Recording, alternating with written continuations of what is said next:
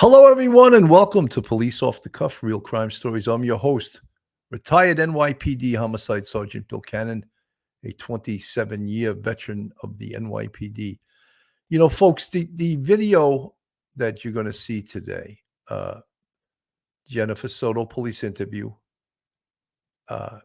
is a rather long video, but it speaks volumes. And I want to thank Paula Mooney from the Plunder True Crime podcast for making this available to me. And I definitely am sincere in my thanks towards her.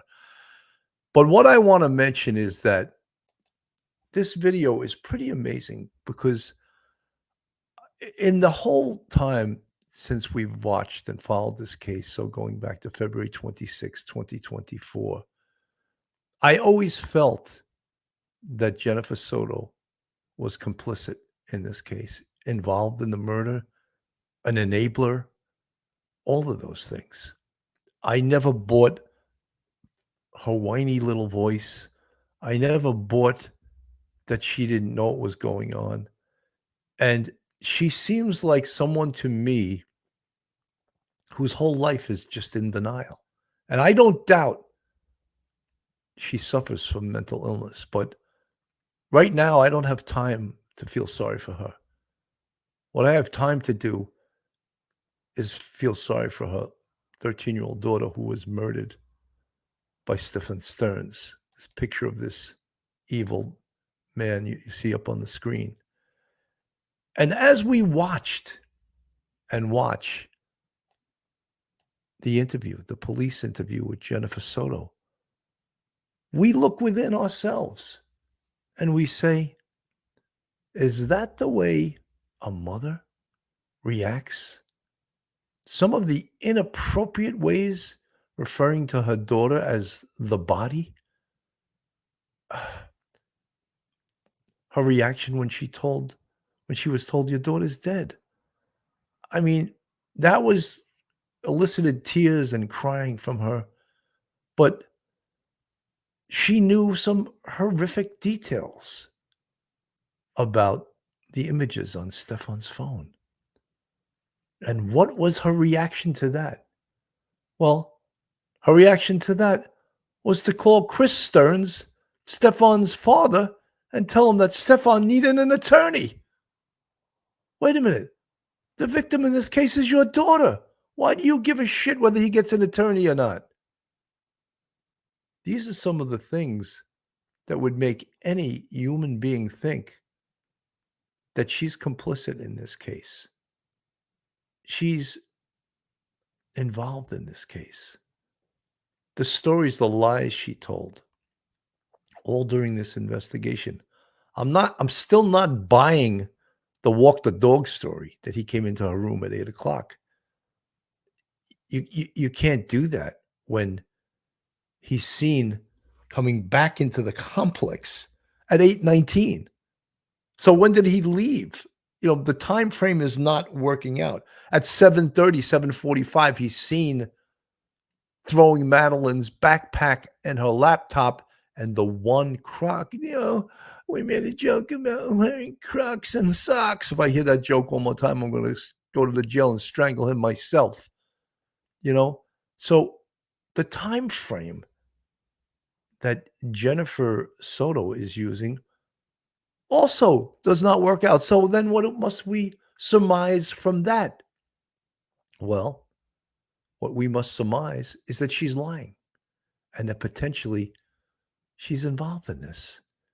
And I'm not saying she assisted in strangling Madeline, but I'm saying she knew what was going on. You know, so keep all of those things in mind. And I know there were many people already watched this video because it went out the other night. And I think Grizzly True Crime put it on, and there was 19,000 people in her chat. So I would take it that many of you have seen this before, but you haven't seen it with the critique from a NYPD homicide sergeant that did 27 years, 10 years in homicide, 16 years in the detective bureau. So my eyes and my ears are going to critique this from watching this video. So anyway, Folks, hold on to your hats. Hold on to your relatives. Hold on to your friends. Hold on to your drink, your cup of coffee. Hold on to your service dog, because you're about to enter true crime from a police perspective. You're about to enter the off the cuff zone, the police off the cuff zone.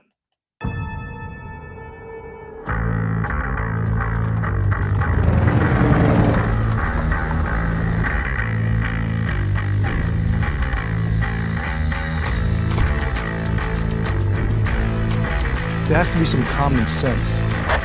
Yes, sir. They have the car stopped in 10th and Ranch Michael by there. We still don't know who pulled the trigger.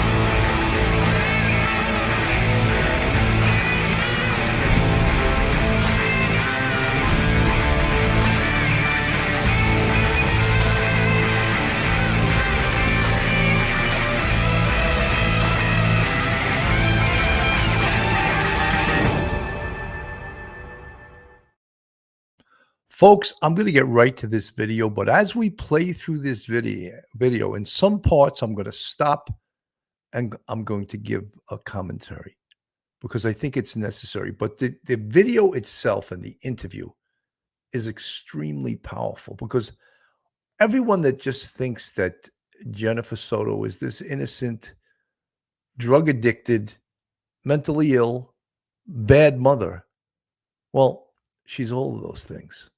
And I don't mean to put down mental illness whatsoever.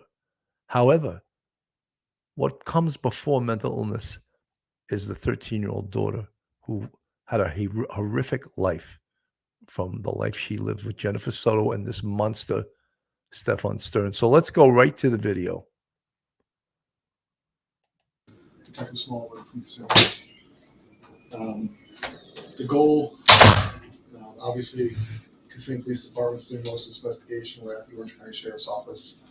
Our people, we have resources out there, obviously doing active. So it's kind of a joint effort. So Detective Smallwood's kind of, we're going to go read through the timeline of everything else. Sunday, Monday, Tuesday, Wednesday, we're going to go from there. All right. You want me to go through the whole timeline? Yeah, Is that what we'll start with Sunday. Take me through Sunday. Okay.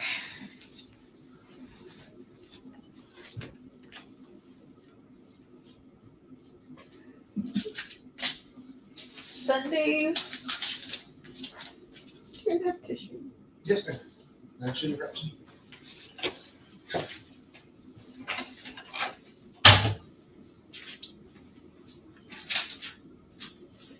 This is a very comfortable room to be interviewed in, and that's in the favor of the detectives. I can give you this whole room.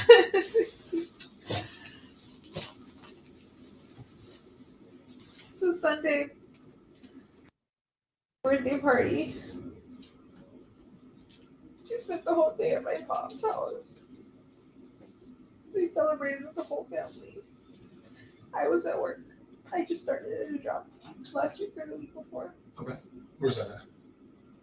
Walt Disney World at Coronado Springs, front desk concierge. Okay. I was finishing up my last day of, no, it wasn't even my last day of training. I was still in the middle of training. Sunday in the middle of training, I couldn't miss to go to her birthday party. So I went to work. I was with my family all day. She had the best day. She was so happy when I got home and I saw her. At my house around 8:30 that night.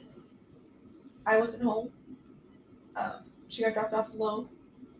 About 10 to 15 minutes later, Stefan showed up. At your house in Kissimmee? At my house in Kissimmee, he called me. You know, the strange thing about that, so she said she got, Madeline got home at about 8:30 or so, and about 15 minutes later, Stefan showed up. Stefan hadn't been in their lives for about 2 months. Why was he coming back on this date? This was the 25th. That was the Sunday going into the 26th. Why was he coming back? That's a big question that I have. Texted me, I don't remember, but he let me know he was there and that she was she was getting ready for bed. She was doing her routine. So she took her nighttime meds and she got in the shower to get ready for bed. What meds? What does she take? She takes hydroxyzine. Okay. Um, What is it for? it's for anxiety and for sleep. Okay.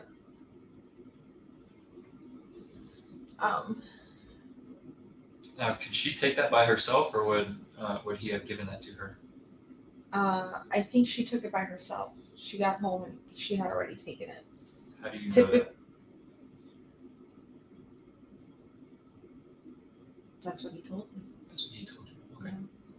He was there when you got home? You got home, they were already at the apartment? Okay.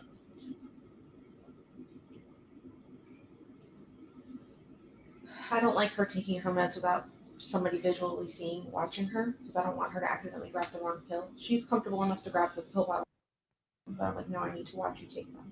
Has there ever been an issue with that in the past, where she took too many or took the wrong thing? Or No. just like a thought in your mind? No, just a thought in my mind, just me being hypervigilant. I want to physically watch her take her meds and watch her grab two, take them. I don't ever want there to be an accident of she took too many or she took. My biggest fear is that she would take Adderall by accident, her daytime meds. Got it.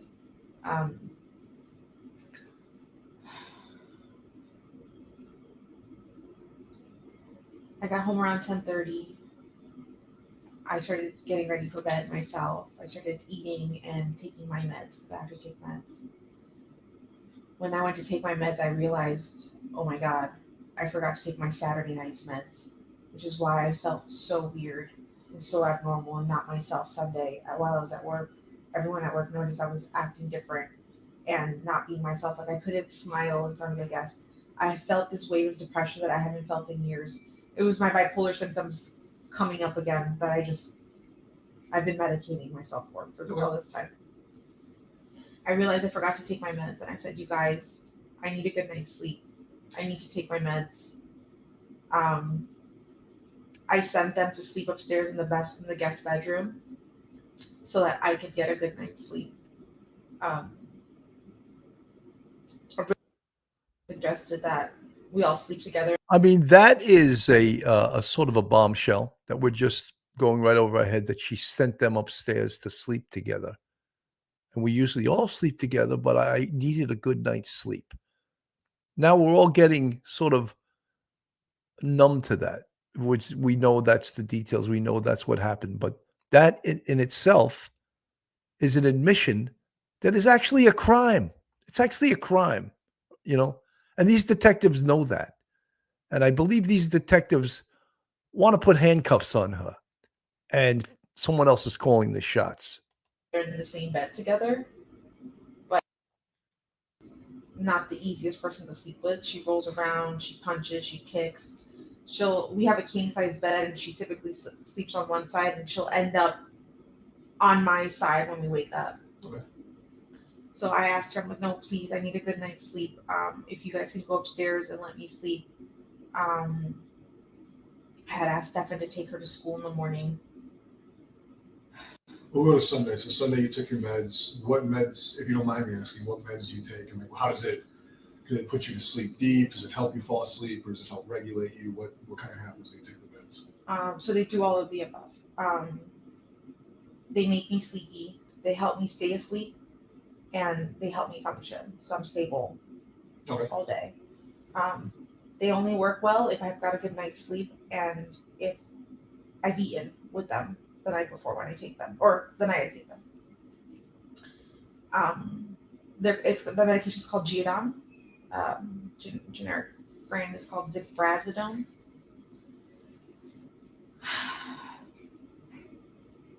I took my meds, and then I told them to start getting ready for bed, to start heading upstairs and get ready because it was already almost 11 o'clock. It's past her bedtime. She needs to go to sleep. So that's about 11:30 that she decides for her to go upstairs and go to bed. For a 13-year-old, I think that's a little bit late to be going to bed. And that's the least of the problems here. Just my observation there. I think he may have come down at one point to pee before bed. and then he went back upstairs. He uses my restroom because the roommates upstairs don't want to share a restroom with a male. Okay. Yeah, so he uses my restroom.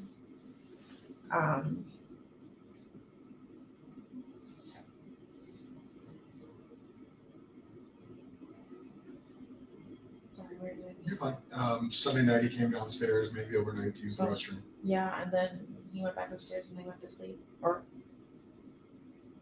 where I think they went to sleep. Okay. I went to sleep. I was woken up at some time. For the longest time, I've been saying he woke me up at 8 o'clock in the morning because I assumed he was taking her to school and getting ready for school. But in reality, I don't know what time he woke me up. The sun was out a little bit. It was still a little dark. And I was very sleepy when I got up. I was kind of drunk.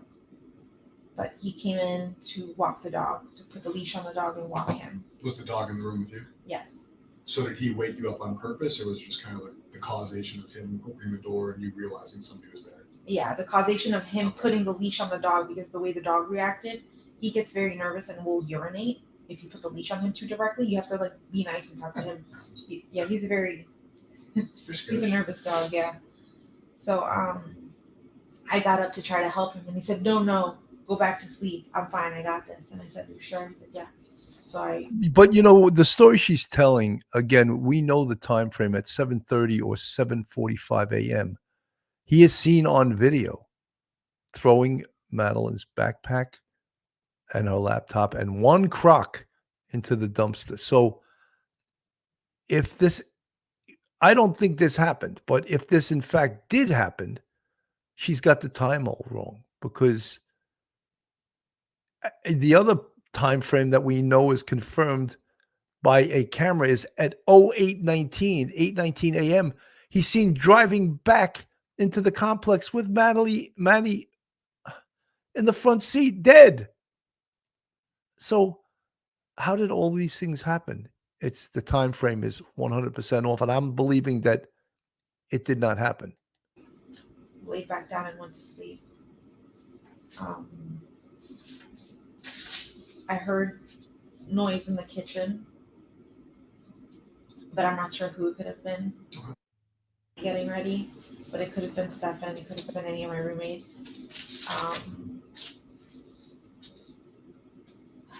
I fell asleep again, and I didn't wake up, I think, until 9 o'clock in the morning. Did you ever leave the bedroom in that time frame? No. So he came in, you were kind of awoken up based on him interacting with the dog, but you stayed in bed, you didn't leave the bedroom. So if you woke up at like 9, so you never That morning. Monday morning. No. So the last time you would have been Sunday evening? Sunday. Okay.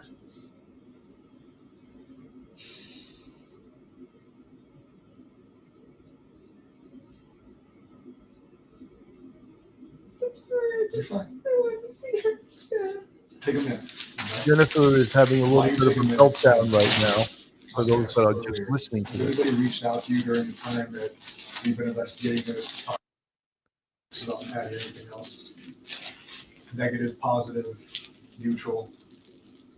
My best friends have all been in contact with me, just trying to help me. There's like, setting up Facebook groups, flyers.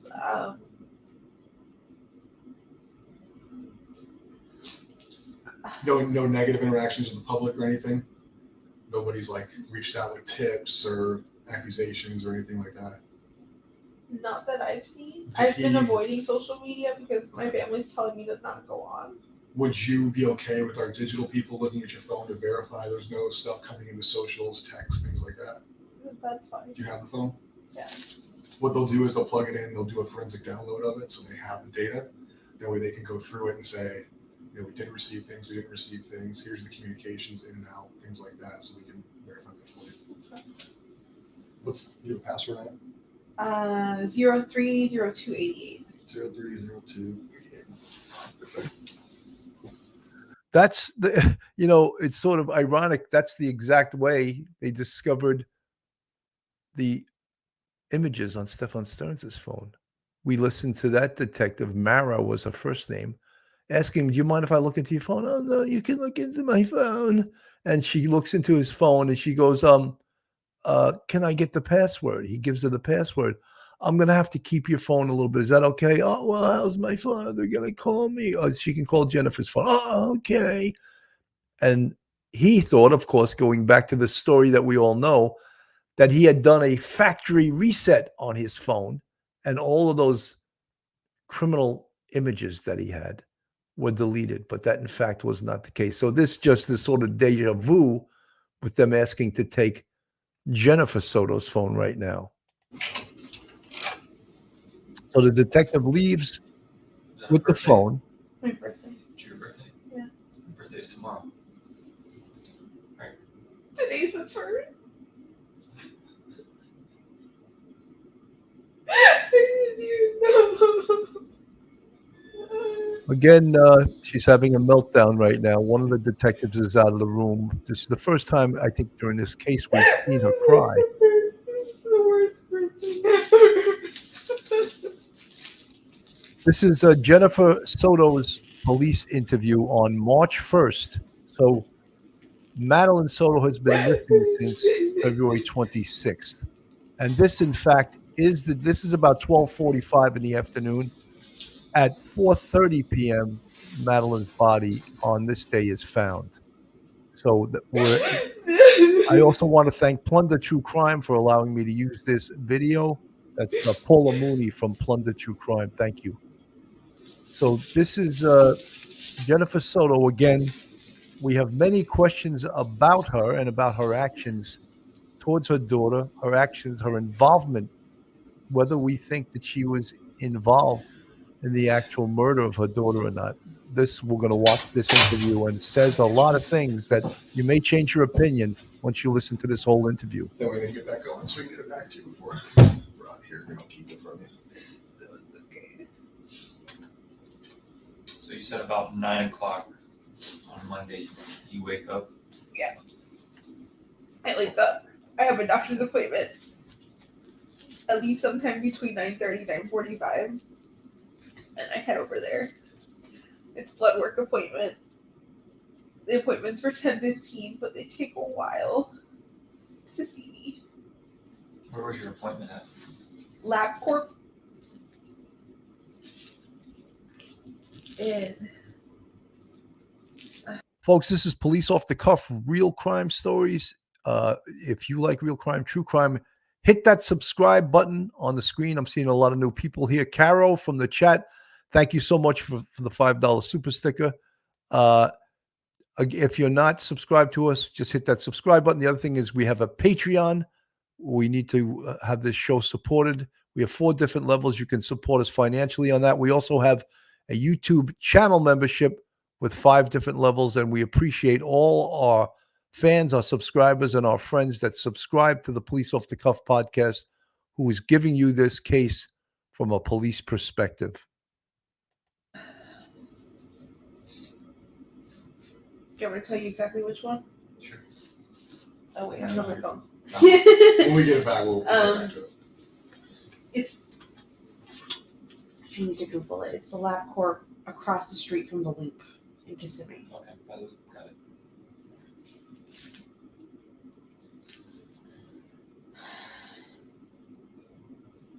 Had my appointment.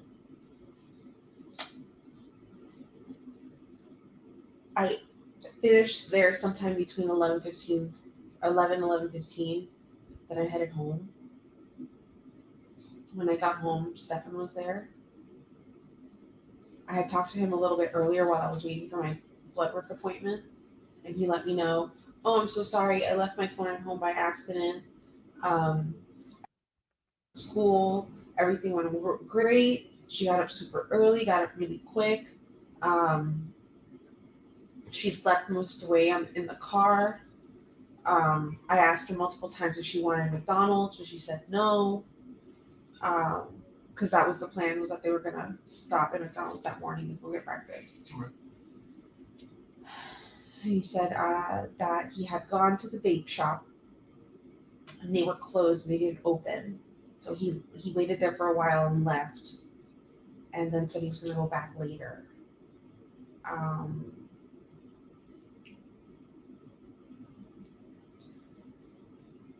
when I saw him at the house, everything was normal. We were chatting, we were talking. He was acting normal. He was sitting in my computer chair, just messing around on his phone.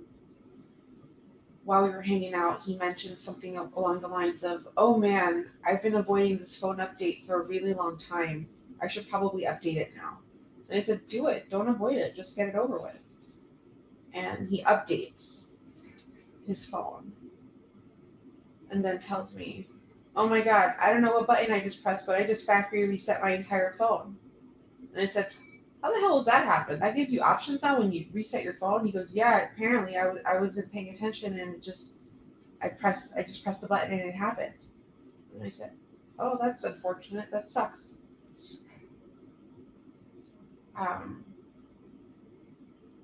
Later on, he tells me he's going to go back out, and I think this is around 12:30, 1 o'clock. Still on Monday? Yes, still Okay. Monday. 12:30 in the afternoon, 1 o'clock in the afternoon. So He they're tells talking me about he's gonna go back out. Monday the 26th, which is the date that Madeline went missing, or well, she was dead. We know that now, but we didn't know that then. So this is the date that they're discussing, the Monday the 26th. He's gonna stop at a few gaming shops, and then he'll meet me at the house at 2:30 so we can get together.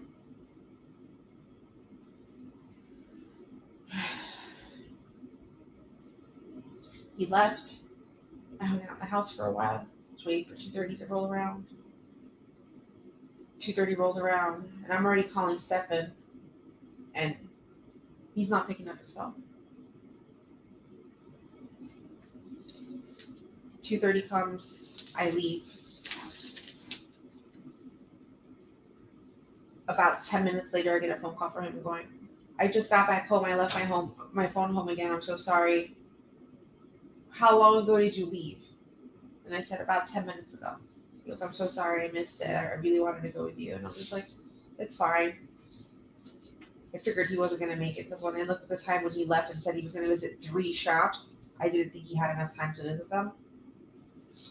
He told me while he was gone that he got a flat tire somewhere on 182. The wheel just shredded and fell apart.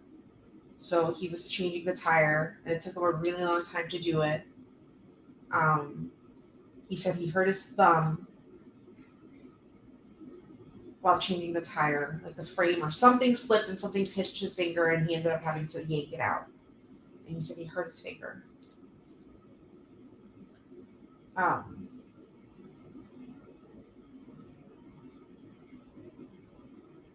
want to touch on something real quick. When you were calling him, he eventually told you that he left his phone there. Did you hear the phone at the house? No. If it was anywhere, it would have been upstairs and I wouldn't have heard it. It would have been in the guest Do bedroom. you typically go upstairs? Who, me? Yes. Only if I'm doing laundry. That was all. I was just curious if you had heard the phone when you were trying to call him that day. I didn't.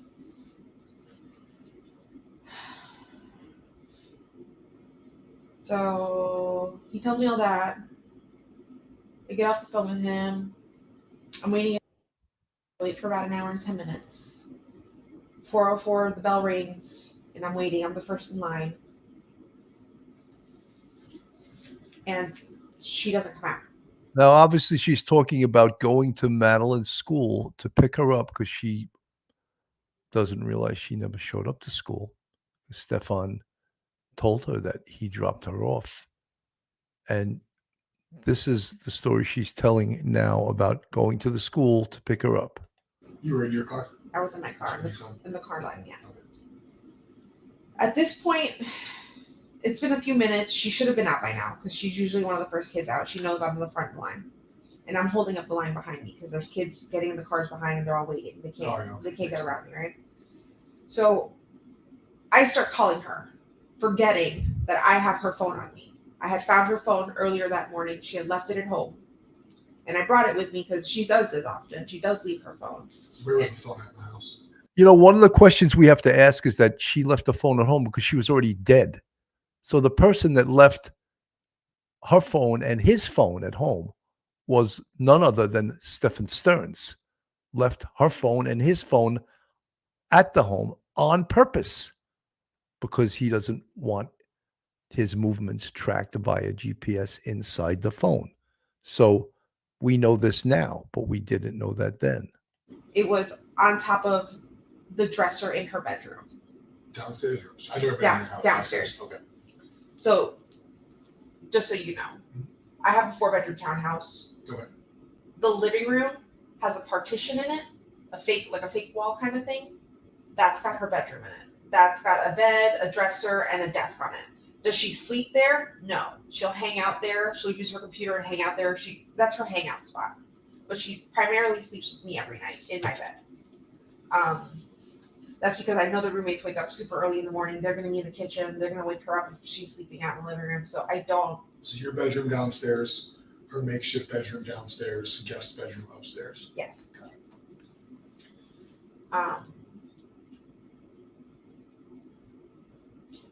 Her phone was on her dresser.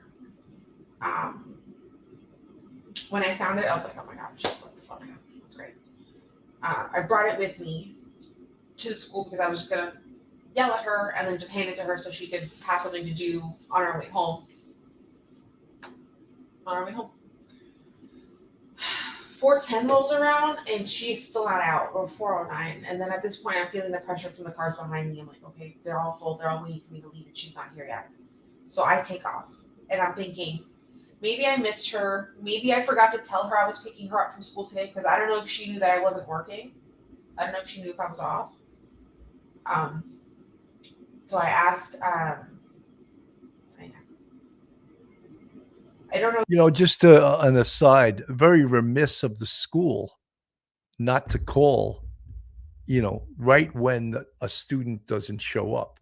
If a student doesn't show up to school, maybe an hour later, the parents should be notified, not 8 hours later or 9 hours or 10 hours later. Now it's a crisis. Now it's an emergency. And she was never notified, according to her. I don't know if I told her that I was going to get her. So I left thinking maybe she walked. That's pretty close to school.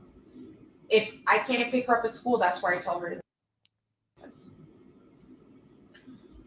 I drove the path she would have walked. I didn't see her. I got to the office. And she goes, no, it's a little too early. And I said, okay. Let me go drive back down, wait along the path she would walk, and just wait. And I parked and I waited.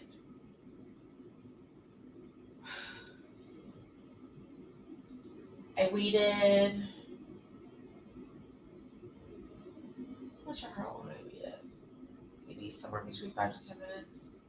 She still wasn't there, and I looked at the time and I'm like, okay, she should be back at my mom's office by now. Maybe she took a different path and I didn't see. So I went, no, she's still not here. And I'm like, that's really strange. So I call, I don't know if I text her, I call. I think I text her.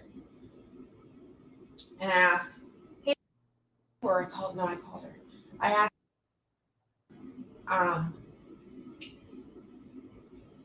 and she said, no, she didn't make it to first or second period. And I said, what do you mean? She was dropped off close to the school. She should have been in school. She goes, no, she didn't make it to first, second period. I said, please check with the rest of your friends, see if she made it to any of her other periods.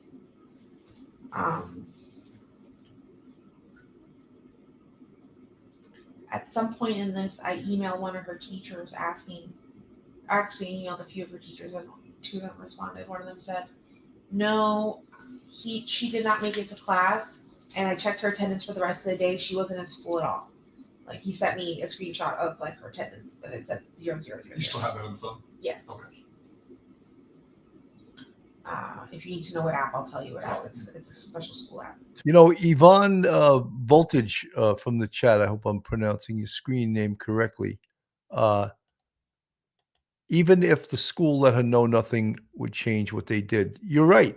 But I'm just giving commentary. The school should notify a family or a mother that the daughter never showed up to school within a timely fashion. That is procedure probably at every school in this nation. And if it's not, it should be adopted.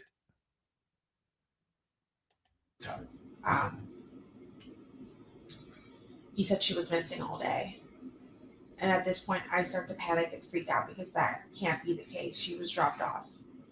I head to go check her attendance at school, but the office had closed already. The lights were off.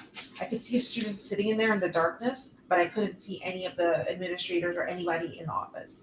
Lights were off, everything was closed. They wouldn't allow me in.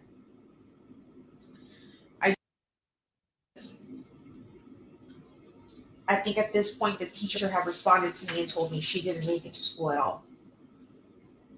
I start having like a freak out panic attack. Are you still just you at this point? Is it you and Stefan? It's me and my sister, and I want to say one of Catherine. I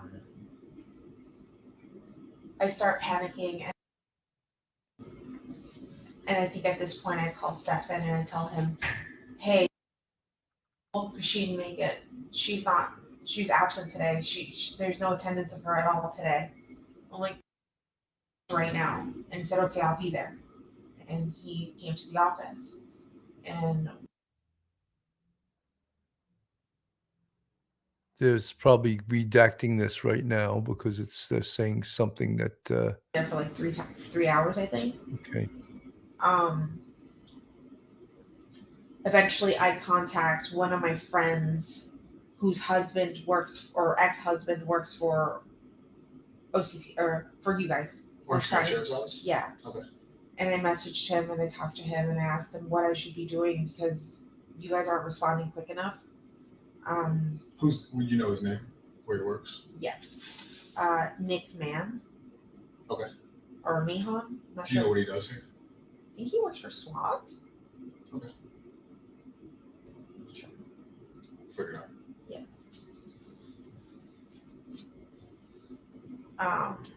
This is the interview of Jennifer Soto on March 1st. This is about 12:30, 12:45 p.m. These are two detectives from the Orange County Sheriff's Office. They got her to this location by telling her they were going to give her car back to her, but they also wanted to do an extensive interview with her, and that's what we are listening to right now. And this, just to give everyone a time frame, is a few hours before they discover the body of Madeline Soto in the field at approximately 4:30 p.m. on March 1st. He tell you to wait. I can't remember anymore. I think he let us know that there were other kids missing in the area, which is why you guys weren't responding quick enough. I think an 8 and a 9-year-old had gone missing around the same time too. In a playground, they forgot to tell. They didn't tell their mom they were going to the playground or something like that. So all the cops were over there on that side of Hunter's Creek. My sister's boyfriend, ex-boyfriend, whatever he is, thought it would be a good idea to go to the park and talk to a cop there and see if he could bring a cop back, and that's what he did. Okay.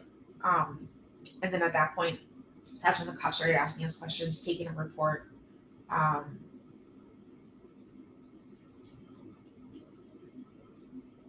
Interviewing me, they interviewed Stefan. They asked Stefan to take them back to the location where he dropped them off, and he showed them wherever he dropped her off. They were looking for cameras along the path, and I don't think they found any cameras along the way to see if there's any video recordings. I think. Did Stefan go with them in their patrol cars, or did he drive himself and they followed? How'd that work? I think he went with them in the patrol car.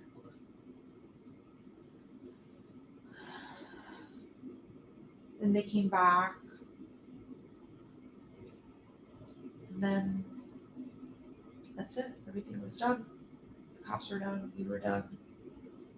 What time? You remember what time that was on Monday? It was after dark. We say 8 o'clock. What did you guys go do after that? We were in separate cars, me and Stefan. Okay. I ugly cried on the way home. I shouldn't have been driving. But I ugly cried on the way home, and I went straight home.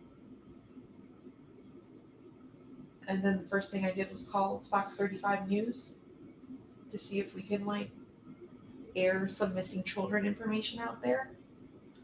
When you say ugly cry, just overly emotional tears, makeup running, or is there like what is your meaning of ugly crying? Sobbing where I couldn't see the road, and I shouldn't have been driving. Like I was swerving. Makes sense.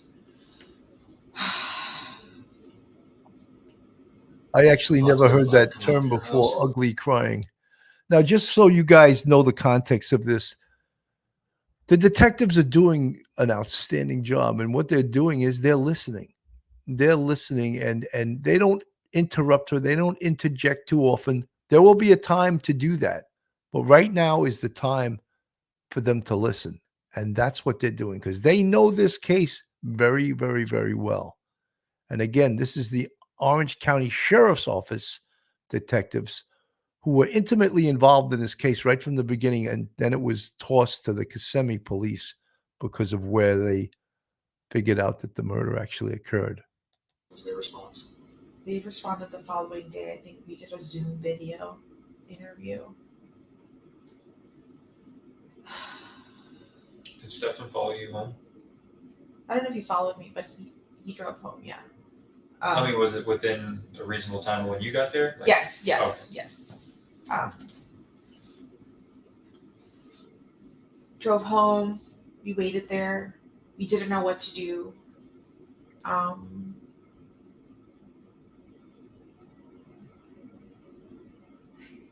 stayed up late. I think I called Fox 35. What else did I do? I think I had to eventually eat and take my medication. He told me he was going to go out cruising that night to go look for her. And I said, I even questioned that. I asked him, are you sure it's a good idea? You should probably sit tight. Let's just wait to see if she comes home.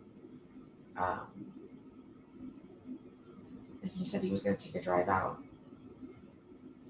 I had completely forgotten about him wanting to take the drive or that he actually did it. And it wasn't confirmed to me until the following day where agents came to the house and we sat in the car for a good amount of time. And I noticed the chair was adjusted. And I said, did you drive my car? And he said, yeah, remember I said I was going out last night? That's right, you did say that. Can he tell you where you looked? I think he said up and down 192. And I said, why there? And he's like, I don't know, I'm just looking. I was just trying to look anywhere. And I'm just like, okay. You know, What did he say that if you found could her? have been also when he moved Madeline's body, because if you remember, the cadaver dog hit on Jennifer Soto's Nissan. So therefore, Madeline's body was either inside her car at one point or touched her car at some point. So could this have been when Stefan moved Madeline's body because he didn't like where it was placed? That is a distinct possibility. Anything or talk to anybody, or just roamed? Yeah, right.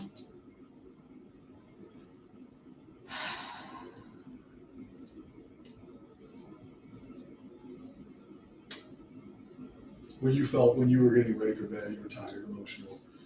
Were you falling asleep when he left, or were you already asleep when he left? I was already asleep when he left. Okay. Did you sleep downstairs? In your bedroom?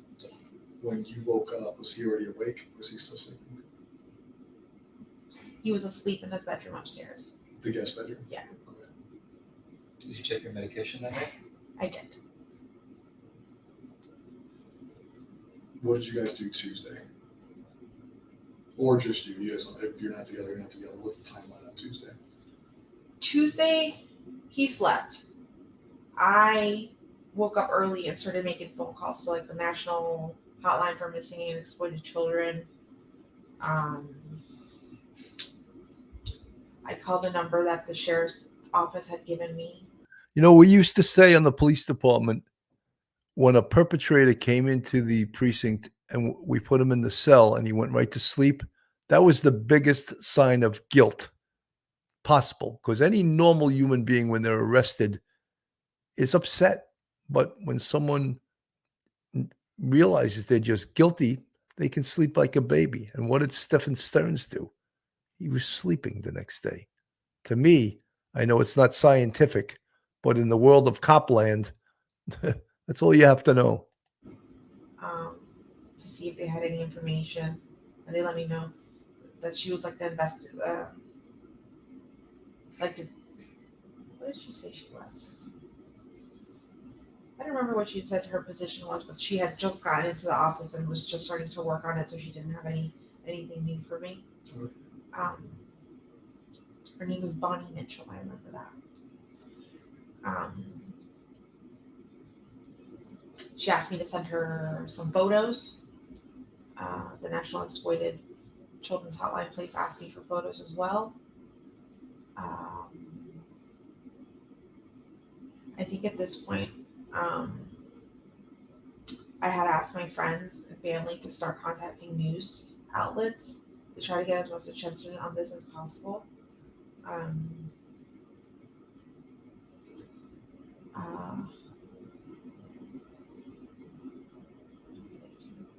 I had a lot of phone calls coming in, and I was picking all of them up, hoping that any of them could help me. But it ended up being news reporters or people who had seen my phone on my phone number on a flyer and was trying to give me suggestions. Somebody letting me know that they took flyers all the way to Orlando International Airport and posted them all over the place in case she was being trafficked. They suggested that I go to Amtrak and Greyhound. I had my sister making all these runs for me. I didn't leave the house to do any of this. Stephen's still asleep. Yeah. Eventually, reporters come to the house and do an interview. And at this point, Stephen was awake. I did an interview with them. And then Stephen was crying in the background. And I said, Stephen, do you want to do the interview? You can if you want. And he sat in front of the camera and did an interview where he cried. Do you know which news outlet that was with?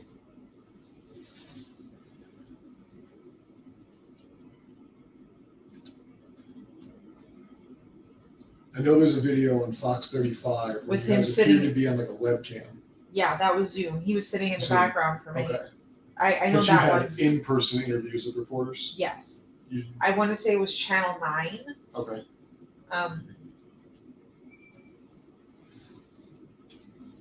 Yeah, Channel 9. And he spoke to them? Yes. Okay. And he ugly cried in front of the camera too. So he was fucking fake sob crying. He ugly cried. Twice I heard that from her today. Are you saying that now, or do you? I'm saying that now. I didn't Okay. think that at the time. At the time, I thought he was truly heartbroken and not that he had done all this shit to her. Like, I look back at shit now, I'm just like, he was fucking lying. He was fucking faking. What else has he been lying to me about? I know he's like a master liar and manipulator because he's done it to his parents, and he's told me and shown me the lies he's done to his parents. But I don't know why I never thought, not me. The lies are about money, they're about where he's at, what he's doing, what's he Yeah, all that. to his parents. Yeah, he's stolen money from his parents. They used to have a few $1,000s hidden in like a closet for emergency fund kind of thing. And during COVID, he stole, like, he wanted RC cars. See, if he wants something, he's gonna get it, no matter what. So he wanted RC vehicles, the remote control cars, fancy ones. They were a few $100s, and I'm poor. I know I can't afford it, and he's showing up at home with these things. And I asked him, where are you getting the money from? Because we don't have this money. He goes, oh, my dad. And I said, your dad gave you money? He goes, no, I took some from his closet. And I was like they have an emergency stash? And he's like, yeah. And I'm like, he's going to notice money's missing. And he's like, no, he won't. It's so much money in there, he won't notice at all. I've confirmed with Chris later on that he did notice money, but he never asked his son. But I let him know, yeah, he was robbing you and just buying himself toys. He's also lied. Most recently, he lied to his parents about where he would be. He told them he would be at his friend's house playing video or board games or something like that, but in reality, he came all the way to Kissimmee to hang out with us. Okay. But you guys were together Wednesday? After all the interviews, did he stay Wednesday? Would you? I know Yes. we had some detectives go meet you guys Wednesday, I believe it was. Yeah. Were you guys in the house together until detectives came? Yes. What kind of happened after detectives came?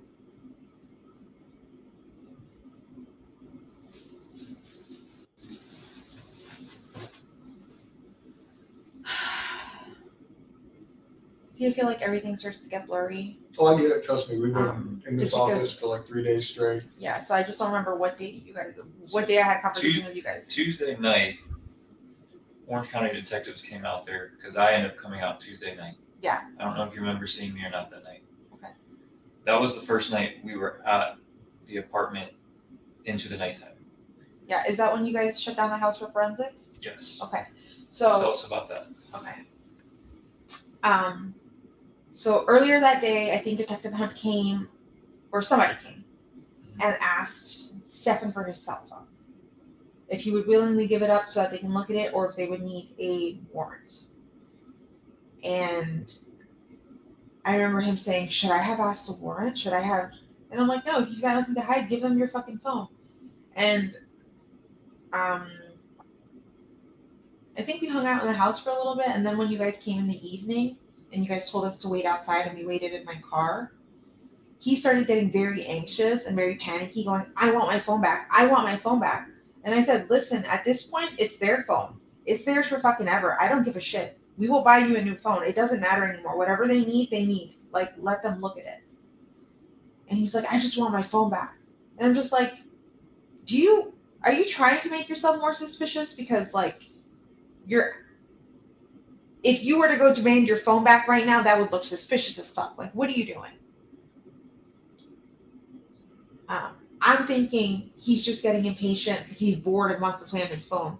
And at one point, he takes my phone to start playing with it. I give it up, and I said, here, play on my phone. Have fun. Because I think from my phone, he was trying to log into his emails, but he couldn't. Because you need like 2-factor authentication from your own phone. And I'm just like, what are you trying to look at? And he's like, oh, my shipments, my packages. He's addicted to buying shit. That's another thing. Me and his dad couldn't figure out where Stefan was getting money from to buy stuff since he's been unemployed the last 2 months, but he's constantly buying himself packages, buying himself things off of Amazon, buying himself things off the line. Is this stuff you can confirm, or you think he's doing this? What? Buying packages. I can confirm because I am linked to his Amazon account. Okay. And his parents can confirm whatever UPS packages or whatever he's getting at home. But I'm linked to the Amazon account. If you guys have my phone, you'll see whatever shipment. I think most recently I did like birthday party. If you see birthday party stuff, that was me. But everything else, him. You know, we have to question, and I'll stop it right here for a second. All of these things are happening that show her that Stefan Stearns is a liar. He's dishonest. He's coming up with money. He's stealing from his parents. And nothing occurs to her. This doesn't slap her in the face or pour a bucket full of water over her head and wake her up and say, this guy's bad. This guy's a piece of shit. It never occurs to her. All of a sudden, she becomes a genius during this interview. Oh, I should have known. He was in her life for 5 years, going on 6 years. She just discovered that now. And these detectives sitting back there and being very patient and listening, they know all this and they're fuming inside. And I know that some of you guys, when you watch the Stefan Stearns interview, that's another interview I'd like to comment on when I get the video of that. You wanted the detectives to actually physically beat the shit out of him. And of course, Is the urge there for those detectives wanting to strangle him? Yes, but it's not their job to mete out punishment for the state. It's their job to get the very best case, to take the very best statements, to take the very best interview, the very best interrogation, so that they can put this person in prison for the rest of his life. And in this case, with Jennifer, down the road, she may wind up getting prosecuted. I believe she will.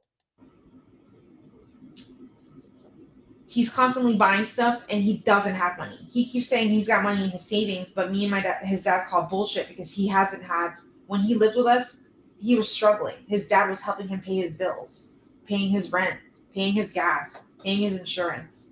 Stefan was helping us, supporting us by buying food and all that stuff. But I don't know what he did with the rest of his money. And I don't know where he's getting money from now. Okay. You were telling us that he was trying to log into He's his trying. emails. So he's trying to log into his emails on his phone. And I said, two-factor authentication, you can't do anything. You're just gonna have to wait till you get your phone back.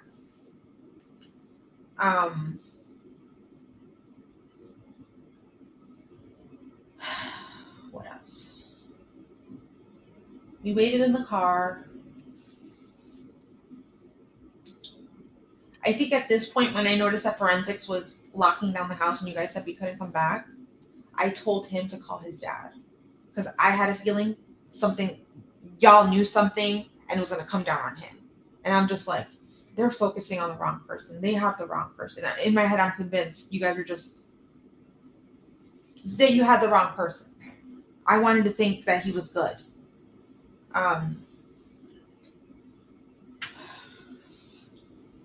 Before we get ahead of that, what is the conversation like between you two when you're in the car?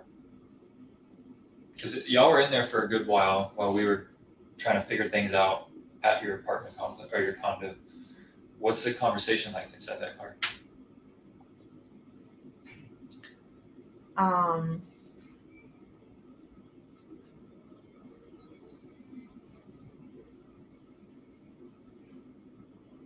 Folks, let me just take a pause. Someone asked me in the chat, why do I feel that Jennifer Soto has not been charged yet? And the fact that I believe at some point she will be charged. And I have mentioned this numerous times on my show. They have two ridiculously strong cases against Stefan Stearns. The 60 images the 60 felonies based on 1,700 images they found on his phone. He'll get convicted of that, and he get life in prison for that. More importantly is the capital murder case for the death of Madeline Soto. I believe he will get convicted of that also, and he will get the death penalty. Now, there is no statute of limitations for murder. So they can absolutely charge Jennifer Soto after these two cases are over with. And that could be their game plan because there's no rush to bring her in. They could use her as a witness right now against Stefan Stearns. But if they charge her right now, that basically goes out the window. So those are my feelings. And I really feel strongly that at some point she will be arrested and she will be charged. I'm trying to think back to what exactly we were talking about. I know I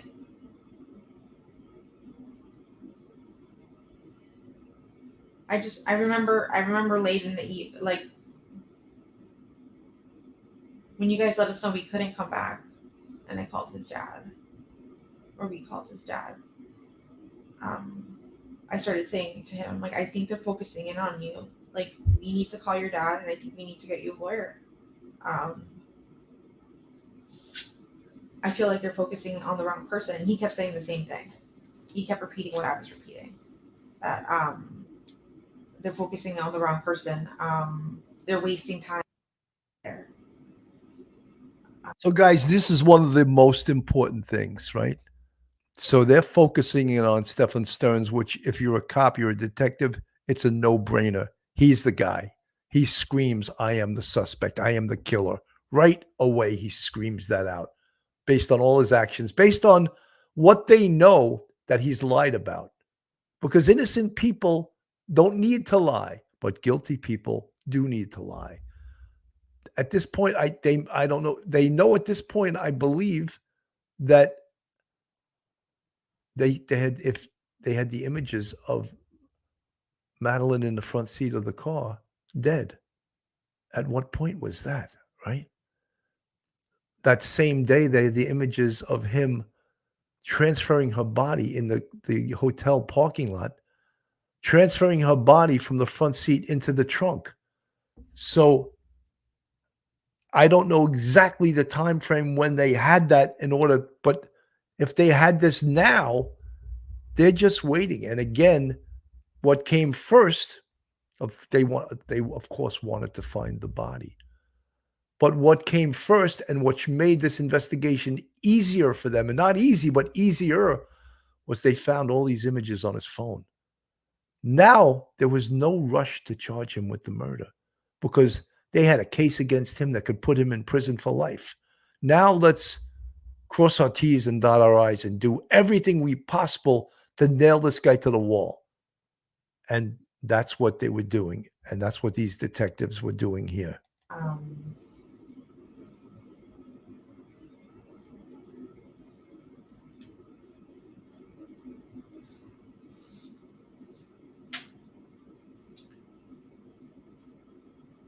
How did he feel when you said he needs a lawyer? He didn't believe me. Like, when I told him, like, don't you see forensics is closing down the house? They fucking know something, or there's something, like, they know something. Something's happening. They wouldn't be locking down the house this way if they didn't have suspicions of something. But I wasn't thinking, I don't know why I wasn't thinking him. Like, I was just like, no, they've got the wrong guy.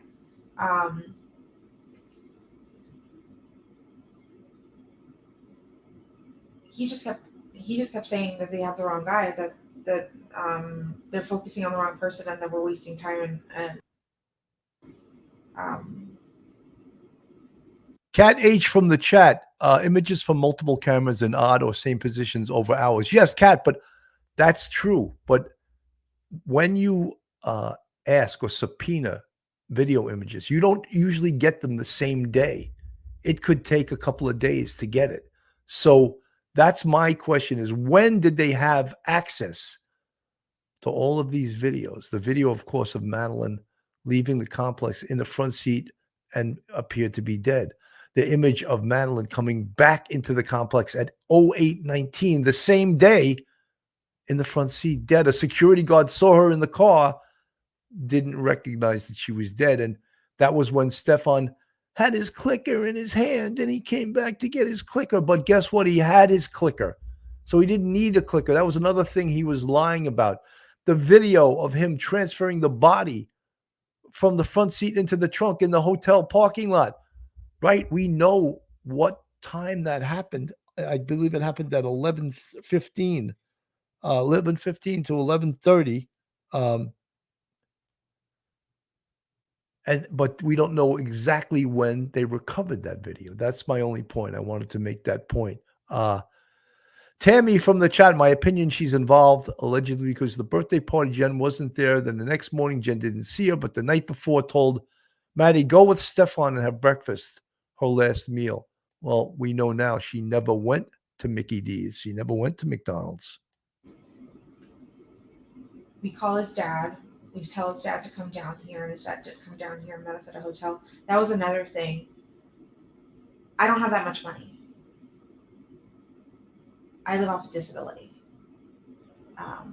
I couldn't afford to put us up on a hotel. Like, when you guys said that we couldn't return, I was like, I didn't know where to go. I was trying to think if any family member would have a spare room or anything like that, and not that could take the three of us, or when I say three of us, I mean him and the dog.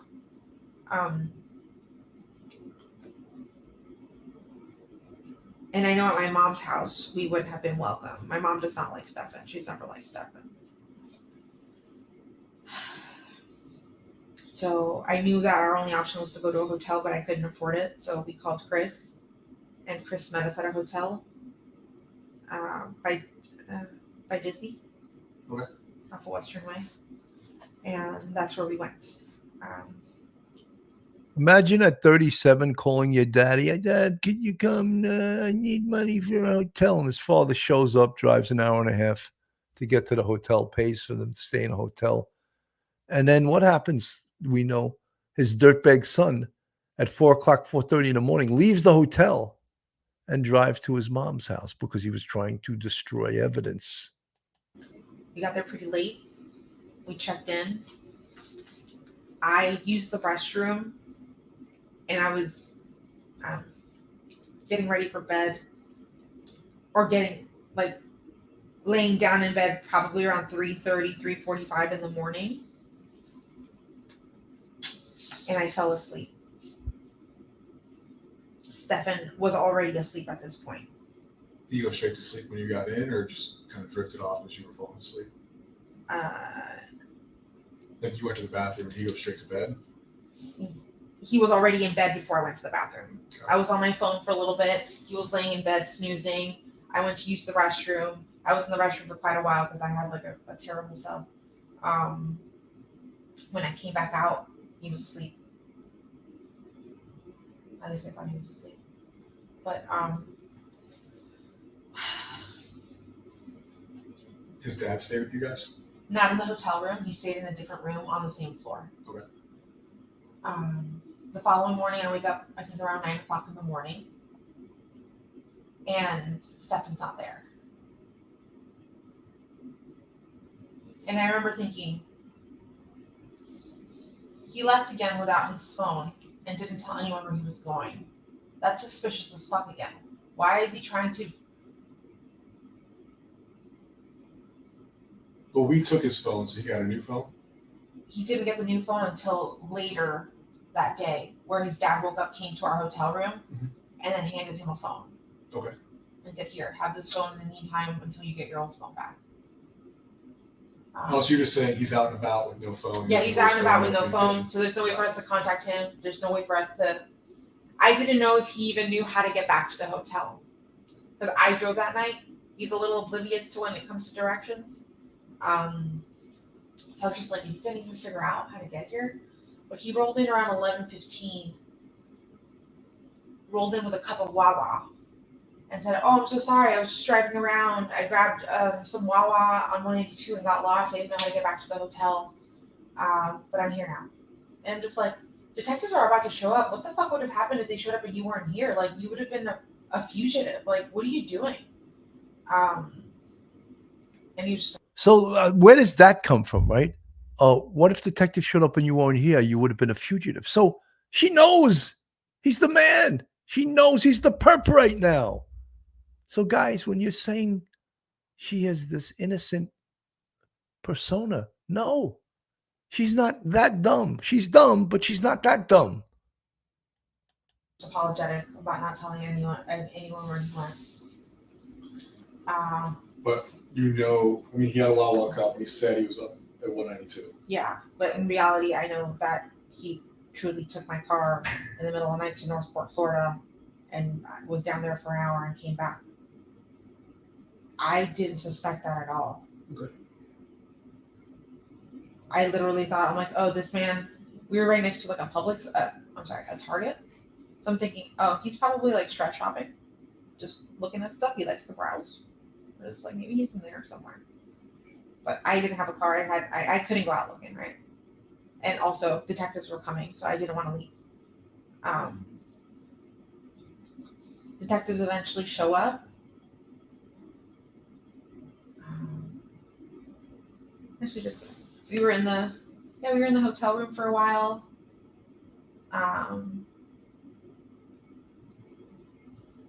He went back to sleep and slept. I took a little snooze for a little bit that morning, and then I got up, and then I went downstairs to the lobby, and I saw Chris. And Chris asked if I wanted some lunch, so we went to the hotel bar and ate some lunch. We brought up some lunch back for Stefan, told him to eat a little bit. When he woke up, he took like 2 bites.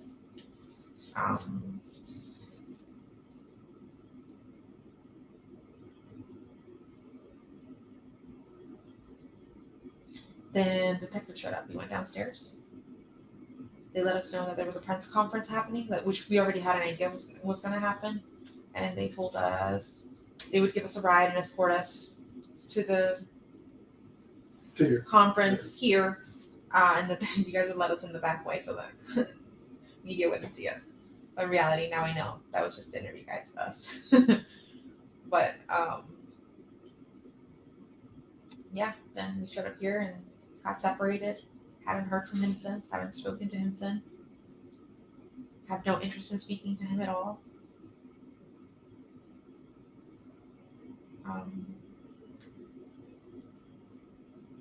Yeah, that was it. Then we got interviewed. What have you done since? Like, where did you go back to the hotel? Did you stay somewhere else? No. So after the interview and all that stuff, Chris took me to my sister's house. I've been at my sister's house ever since. Cool. Yesterday, I went out for a little bit to go to Target to try to take my mind off of things. I went to Target to go get myself a toothbrush and deodorant, things that I didn't have because I left the house so last second.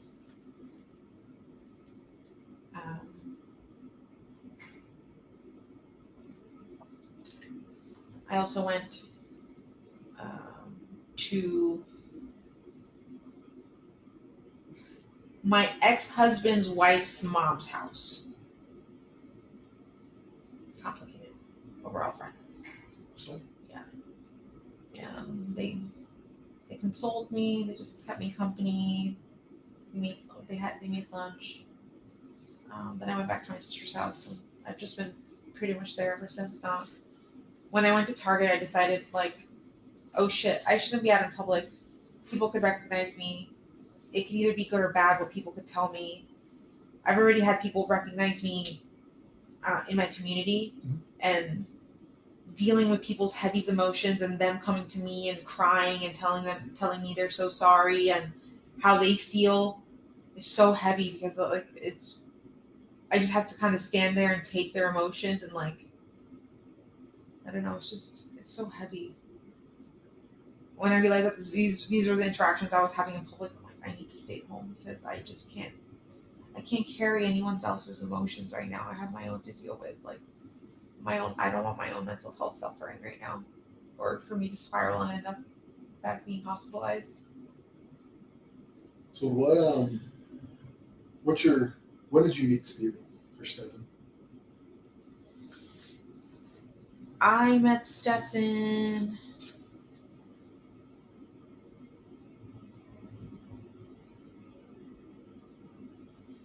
in 2017. We both worked for Eco Homes, a real estate company.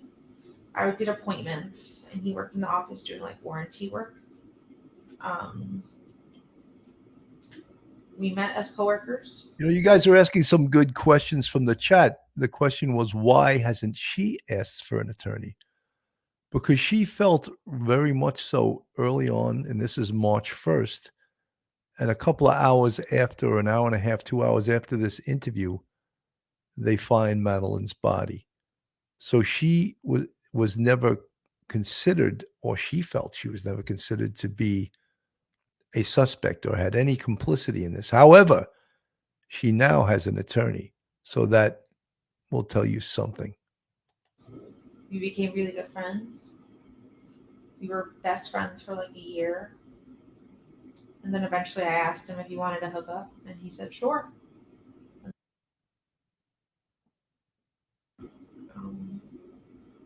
And yeah. You said 17, 18. Did you live in Orlando, Kissimmee? Where were you guys staying then? Kissimmee. And did you guys live together in 17? He technically lived at his parents' house, but he was staying at my house all the time. Okay. Same house you're in now or a different house? Wait, I take it back. In 2017, he wasn't staying over my house. It started in 2018 when we started hooking up, and he started sleeping over my house. Okay. And what was your next question? Was that in the current Yes. house you live in now? Yes. Okay. How long have you lived in that house? On and off, because at one point we moved close to where his parents live right now. They live in North Port, Florida, Sarasota County. I lived in Port Charlotte, which is Charlotte County, the county right next door. We had an apartment there for like 6 to 8 months. We moved down there because, again, Stefan was promised a job and that fell through. So we supported ourselves in this tiny apartment for a little while until I ran out of funds. Do you remember what year that was? 2020. So when did you live in Port Charlotte in 2020?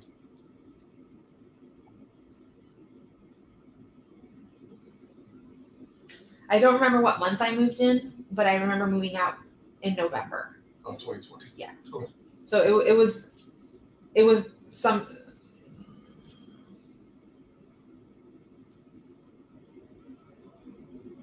April, maybe. That's fine. It was something we can look up if we need to later. 17. In 2017. So 2018. 6.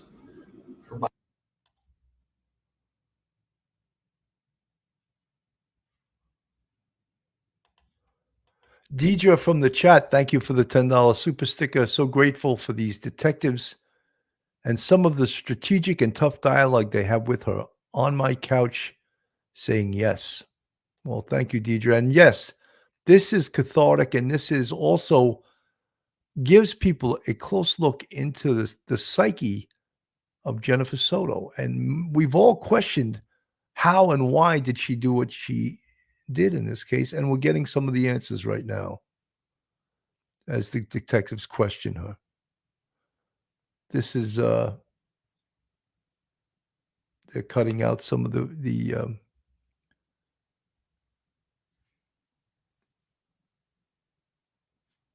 they're cutting this out right now. She's being interviewed. With her. Okay. What happened? We moved to Port Charlotte. We're there for a few months. Came back to live with my mom.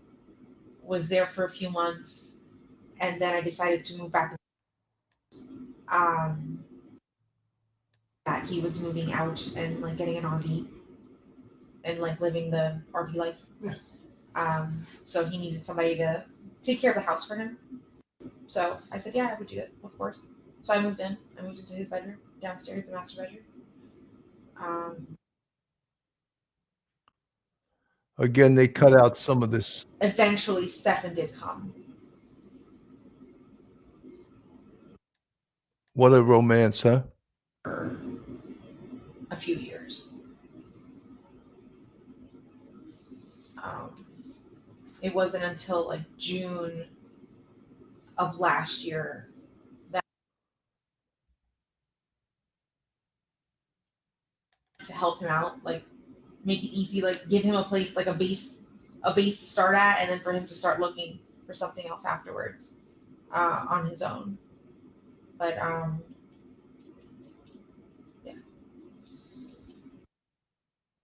You obviously.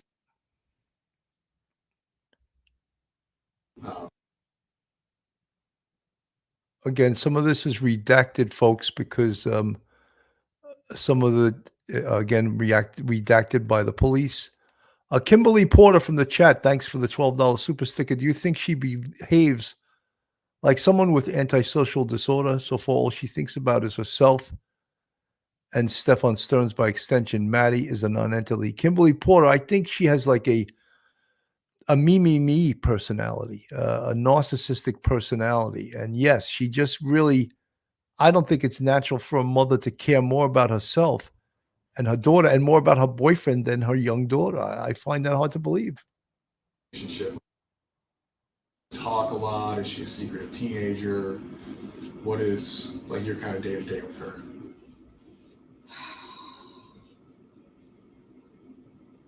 I would have said a normal relationship. I asked, she would tell me. I didn't think she was hiding anything from me. I didn't think she was lying to me about anything, but obviously she had secrets. I mean, the hindsight, I mean, all the stuff you found out over the past couple of days, we're like taking that out of the picture, your relationship with her. Okay. Like not looking back saying, okay, I was being lied to, like up until you found out some things that you've been told. You guys had an open communication relationship. You talk about everything. Life. Yeah. If anything, she was a little bit more open with Stefan because she told him about a boy she had a crush on. Okay. and that his name was, and she described him, and Stefan's like, "Are you aware that she has a crush on a boy?" I said, "No." He's like, "Yeah, she told me his name, that he's tall and that she likes his fluffy hair." When was this? Remember when this conversation happened? Within the last week sometime, but I'm not Oh, sure. okay. Like within, so we saw, so within a week of that Sunday. I'm not sure if she had told him via phone chat. It must have been via phone, like phone convert, like we don't FaceTime, we Google Meet. The Android the version. Android of version of FaceTime, yeah. So we would Google Meet often. Sometimes when we get home from school, just talk all day, or sometimes not even talk all day. We would just bullshit. I would be doing my own thing. He would be doing. We're just keeping each other company on the phone. And I think in one of those conversations, she told him that she had a crush on a boy. But I checked those text messages with that boy, and nothing seemed weird either. Okay. How did he? I mean, it could be new. I mean, she sees a guy at school. She thinks it's attractive. He shows her attention. I mean, she's young. How did he take it?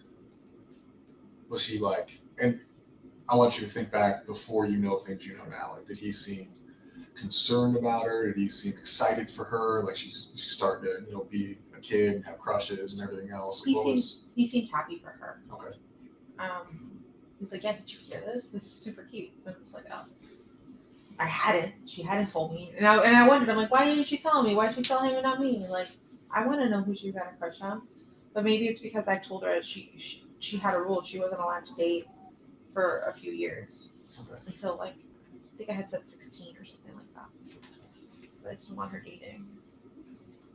So then your relationship with her was open. Obviously, she's a child. She's not going to share everything. Yeah. With him, it seems like she has a very open relationship with him. They talk, they hang out.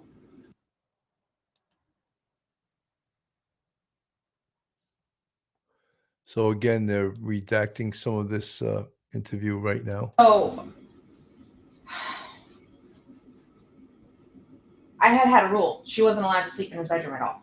Like, no sleepovers, no nothing. For a very long time. For years.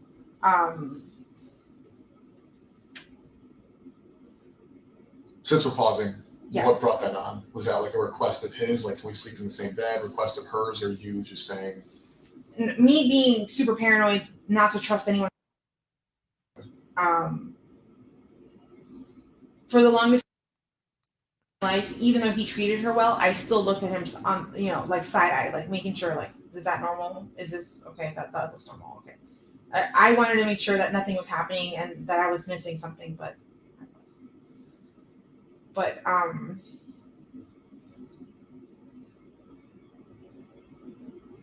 he never requested. I'm sorry. Repeat the question then. So I guess you said like you had a rule. Like obviously we know now they've slept in the same bedroom together and everything else. I'm sure you're questioning a lot of things that like you haven't been told or that are going on. The thought process of them sleeping in the same bedroom caused you to say that you had a rule for the longest time where they couldn't. Yeah. I have a son. He's a lot younger than her. He's 4. But I guess if I was dating somebody or had somebody over, I would never establish, and this is just me, a rule. He can't sleep in the bed with her, or she's not going to be. It wouldn't even be a thought process for me. So that's why I asked, because I wouldn't think of it even as an option. Yeah. So when you say you had a rule, I guess I'm asking what prompted the rule. Sleepovers before. Yeah. Like, you want to watch movies and eat snacks? Can we do that? I'm like, no. We can all watch movies down here together. We can all sleep down here together. Up until June, together all the time. So we were always. She would sleep in the middle. I would sleep on this side. He would sleep on the other side. It wasn't until June that he got his own bedroom and I sent him upstairs. That's where the requests for sleepover started. Okay. And I kept telling her, no, no, no, no, no, no, no. I'm not comfortable with that. I'm not comfortable with that. But eventually, at some point, like, You know, it's amazing that she wouldn't allow sleepovers, but yet she allowed her daughter to sleep in the same bed as her boyfriend. That is bizarre to me. Lizzie Herzberger from the chat, thank you so much for the 1999 super sticker. That's Lizzie Herzberger, an author of a book called Behind the Blue Curtain that talks about the very thing we're talking about today, but in the Amish community. Katie Bear, thank you for the 199 super sticker. She considers Maddie not disclosing SA as lying. No, I think that really that was her job as a mother to figure out, and her poor judgment was what caused it. we really want to watch. I forgot what movie it was. They really wanted to watch something, and I was really tired. And I said, okay, fine. Go ahead, but this can't happen often. And yeah, I allowed her to go upstairs and sleep with him. But honestly, I think I can count on one hand how many times that's happened, and it hasn't been many times that I've allowed her to have a slumber party with him, to be alone in a bed with him. I'm usually around all the time. Up until 2 weeks ago, I was pretty much at home all the time, living on disability. If I wasn't at home, just I was substitute teaching, but I was substitute teaching primarily at her school or at the school close by, but I'd make sure I get out around the same time, and I'd get out in time to pick her up and take her. So she was with me pretty much all the time if she wasn't at school. So yeah, after. When he's not there, where does she sleep? With me. She never sleeps in her room? No, always with me. Quickly, do you know, and you may hate the question, but do you have any idea? We currently have upwards probably 200 people working on fire. Right, the Orange County Sheriff's Office is involved, the Kissimmee Police Department's involved, St. Cloud Police Department, Osceola County Sheriff's Office, Florida Department of Law Enforcement, FBI. Yes, under suspicious circumstances. So anybody who is somebody is involved. Yeah. So regardless of the circumstances, those people don't get to go home. Those people don't get to go back to their families. Those people don't get to live their lives and go back to their primary jobs. I know the sheriff has probably expressed to you that's his number one priority. I'm sure the Kissimmee Police Department's expressed that to you, our detectives. This isn't something that's going to stop or go away. Yeah. Right? Anybody who knows something, anybody who may know something, will be brought into a room, will be talked to, whether they're guilty, whether they're innocent. Because our number one priority, our jobs have kind of stopped on any other things we have going on until that's fine, because that's the most important thing anybody has going on right now. But with that, a lot of people are going to feel that whatever happened, I can tell you, and I know detectives expressed to you that the thought process at this point is this is a homicide investigation. Yeah. Based on the evidence I've seen, based on the videos I've seen, I do believe.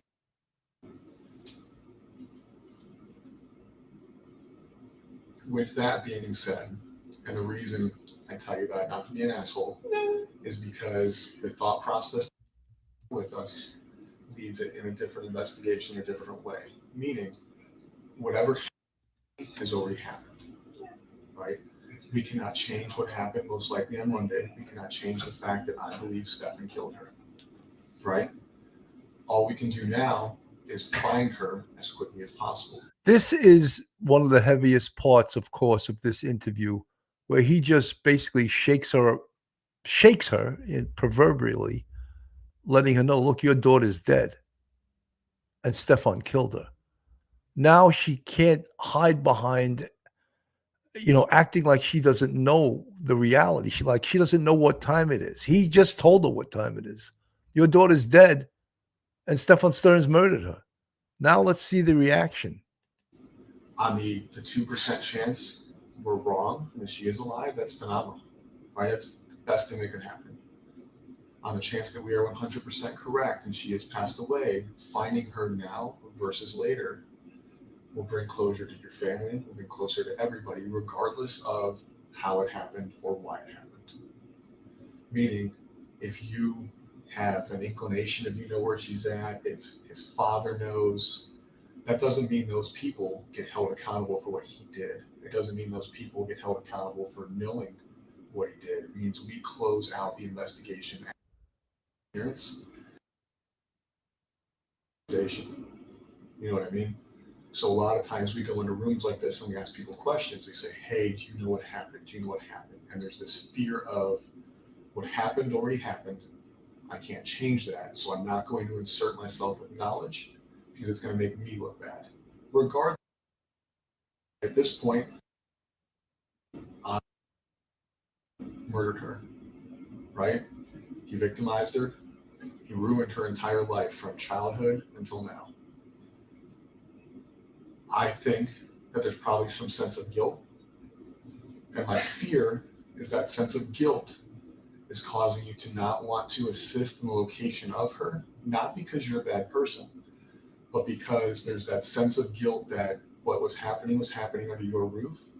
And now, by her being found, brings that all to your plate, and it doesn't. Oh no. If I knew anything, I would so tell you. I want to even if she's dead because you guys tell me your suspicions, but I'm not going to believe it until I have her body. So there are things That statement, I'm not going to believe it till I have her body. Does anyone have a problem with that? She doesn't refer to it. I won't have any suspicion until you find Maddie. She referred to it as have her body. I don't know. I have a problem with that statement also. But this is being brutally honest. The detectives are being brutally honest with her. The reason I say these things, and again, I'm not trying to be an asshole, but the reason I say these things is there's been a lot of things you've said and a lot of things I've kind of researched between the Fox 35 story, between your initial statement to the police. A lot of things have changed. The initial statement to the police was you watched her get dressed, you watched her leave, you knew exactly what she was wearing. Can I tell you Absolutely. my thought process on Yes, that, ma'am. or where I came from with that? I was handed this form, and I'm like, where do I start? What do I write? And somebody said, tell them what you saw. And so I started with I saw, and then I wrote out what I wrote out. But it wasn't until later I was like, wait, I didn't see her. I assumed that I saw her. I assumed that I heard her, but I didn't. In reality, I didn't see her. I only saw him, and I heard something in the kitchen, but I don't know who that was. Which we've talked about today. But I guess there's other concerns. Right? You are nervous. The police have showed you their hand. They said, Stefan, we want your phone.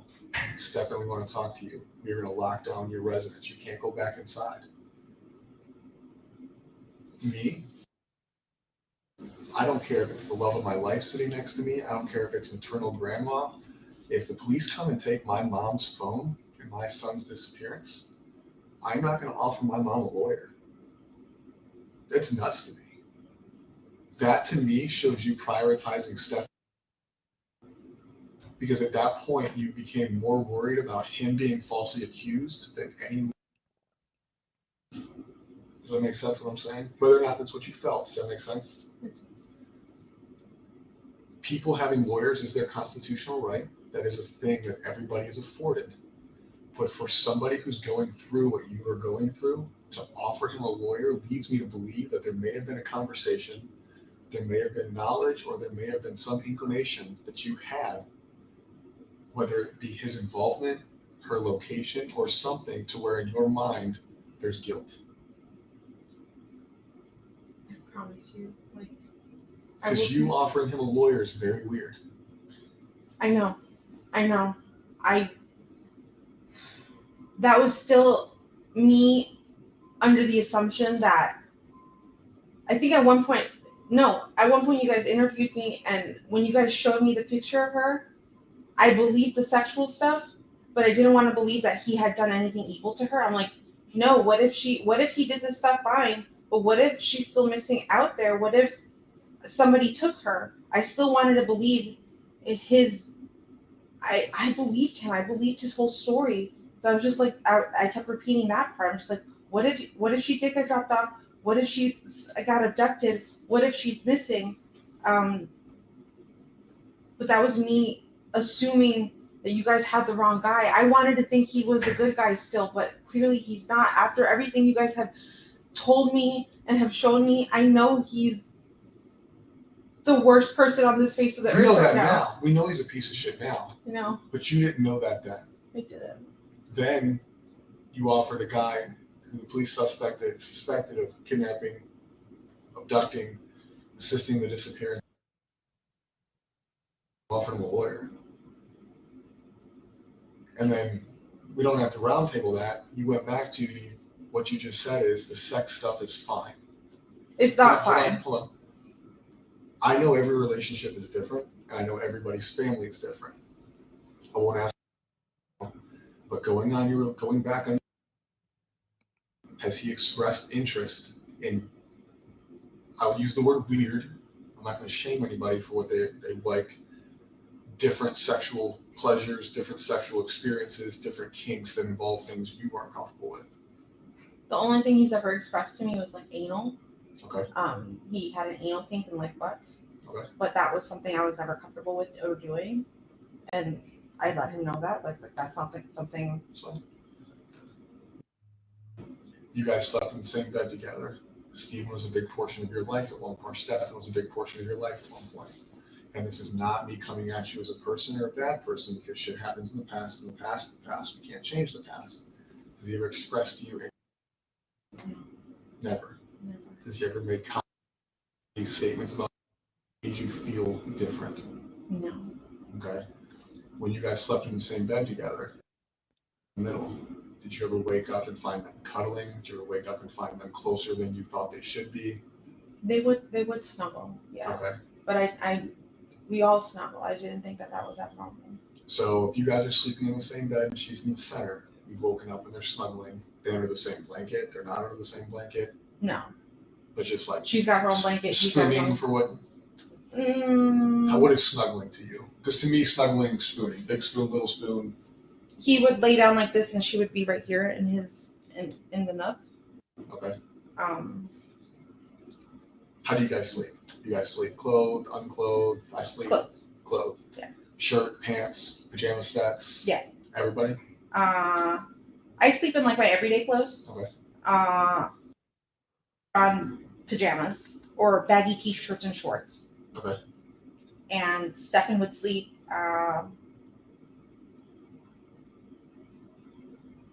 with his t-shirt or boxers, sometimes with his pants on. But he didn't have pajamas. Okay. So they would snuggle, sometimes him being in his boxers. You would wake up and she'd be in the nook of his arm, essentially in a cuddling position. And you never found that weird. No. Okay. Again, you and I may find things different. Why? And I don't want you to look back on it, because now you know you victimized her for a long time, right? Under your roof. With you home, most likely, because you said you're always home. You just got this job. You've been living off disability. I know the Kissimmee Police Department has showed you pictures. I know they've verbally explained to you some pictures. I can tell you that today, we are still downloading his Google Drives. We are still going through his social medias, his cloud-based servers, and everything else.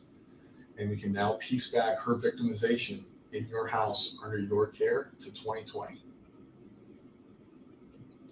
I believe we've gone as far back as in when she.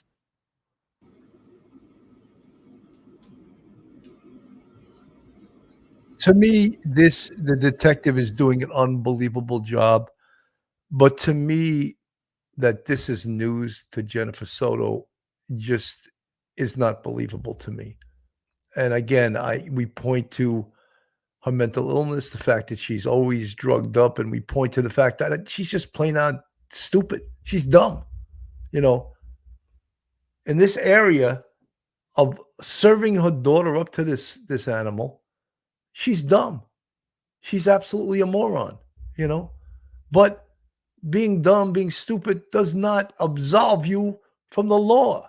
And see how the detective is very carefully tiptoeing through her psyche and trying to get her to answer things. Because look, this is the day they don't even have Madeline's body yet. This is March 1st, about an hour and a half. Right now, the clock is about 5 to 3 before they find Madeline Soto's body. But this is the detective, both, and you know something? You see the second detective, he realizes the main interviewer is doing a fantastic job. So what does he do? He shuts up. There's no need for him to put his 2 cents in. Let him just listen. And that's also an absolutely excellent job. So when I ask, they've woken up cuddling, did you find things suspicious? Did you have an open relationship? Did he talk to you? Has he made inappropriate statements? It's almost like cheating, right? Like, have you ever been cheated on? Okay. Somebody can only cheat on somebody for so long until they fuck up, or until something comes out, or somebody says something, right? So if we go back to 2020, we're looking at a minimum of 3.5 years. 3.5 years where I'm sure you guys are sexually active. You guys, yes. So for 3.5 years under your care in your house, not only is he being sexually active with you, he had a sexual relationship.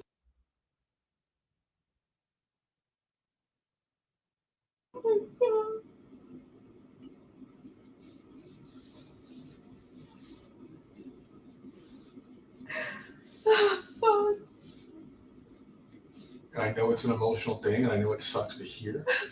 But where I'm coming from is it seems like something that you can't hide forever. You guys live in a small space, close quarters, you sleep in the same bed. You guys all talk, you guys all share things. You're an observant person for the most part, I assume. Outside of taking medications and going to sleep, it seems very difficult.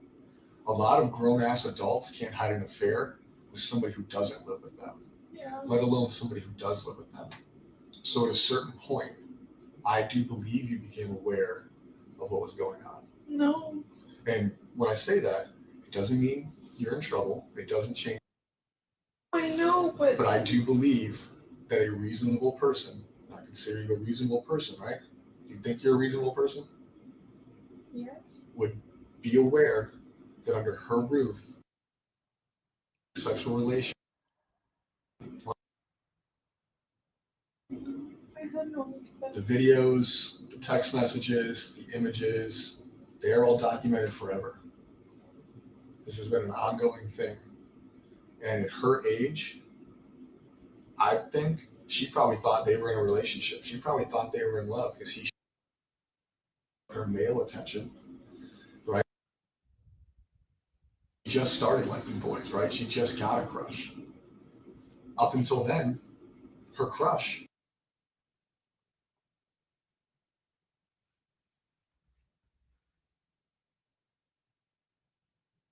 Yeah, so this is how pedos work. At the same time, you guys are sleeping in the same bed together. You guys are all cohabitating. She's not sleeping in her room. But you felt the need to establish a rule that they couldn't sleep in the same room. But when you establish that rule, for 3 years, she's already been dating him, essentially. I had Whether no that's idea. legal or not. I had no idea. So I truthfully believe, and this is my belief, I'm not speaking for other detectives, I'm not speaking for the sheriff's office, the state police department, or any other agency I've said. This is Kevin's belief. I believe that you became aware of their sexual relationship. I think at a certain point throughout this relationship, you became aware of it. And for whatever reason, your reasons are your reasons, whether it was discussed that it would stop, whether it was discussed how it would go, that you feel some sense of guilt. A lot of the news statements you've given kind of, again, my opinion only, I don't speak for anybody else, whether it's in this room or out of this room, bother me. It seems like some of your emotion, up until this room, I think some of the emotion in this room is sincere. I think a lot of it's because I'm being an asshole. I'm telling you things you don't want to hear that shouldn't be said out loud. But when you talk to the news, when you talk to deputies, it feels, based on my experience in this job, that it's not sincere. I feel like some of your sadness is not real sadness. I feel like when you gave the interview with Fox 35, it was not sincere. Looking at that video one time, I didn't feel like your cries were sincere. And I'm not saying that because you're a bad person. I feel like sometimes people struggle to show real emotion when they're aware of what the truth is. So it has to be fake. This is demise for the past, let's say, 5 years, right? But her going missing, her disappearance, if you have knowledge of how it happened, where it happened, an inclination, that emotion's not going to feel sincere because you're already aware of what happened. I would. It's almost becomes If a I lie knew, at that point. if I knew anything, I promise you, I would tell you. Like, I am willing to take a lie detector test, whatever the fuck you want, but I don't know anything. He's never mentioned anything. I've never seen any signs. I tried watching her like a hawk. I thought I was doing a good job, but I wasn't. I was oblivious. You know, her idea of watching her daughter like a hawk is sleeping probably 8 to 10 or 12 hours a day, being on meds, being zonked out. That's her idea of, watching her like a hawk. She was too needy. Jennifer Soto was so needy that she ignored all of these things. And this detective is doing an unbelievable job. He's ripping into her, but he's doing it very calmly. He's laying it right on her. And the truth that she's hearing absolutely hurts, is very painful. This is every 4 years. Minimum. That's just how that far back the cloud goes. And I find it hard to believe for me that you were so worried about how many pills she took at night, but not where she slept or what relationship she was. His interest in her. I thought we were all safe. I thought we could have trust in that. He hadn't shown me anything so far. Like, everything seems fine. Like, he seemed like he treated her like he treats you. In his mind. It's so fucking disgusting. So now he's in jail because of what we found on his phone, not because somebody came forward and reported that he was abused. No, I know. She's not old enough to consent. She's not old enough to have a thought process to even want anything that was happening to her. It's abuse.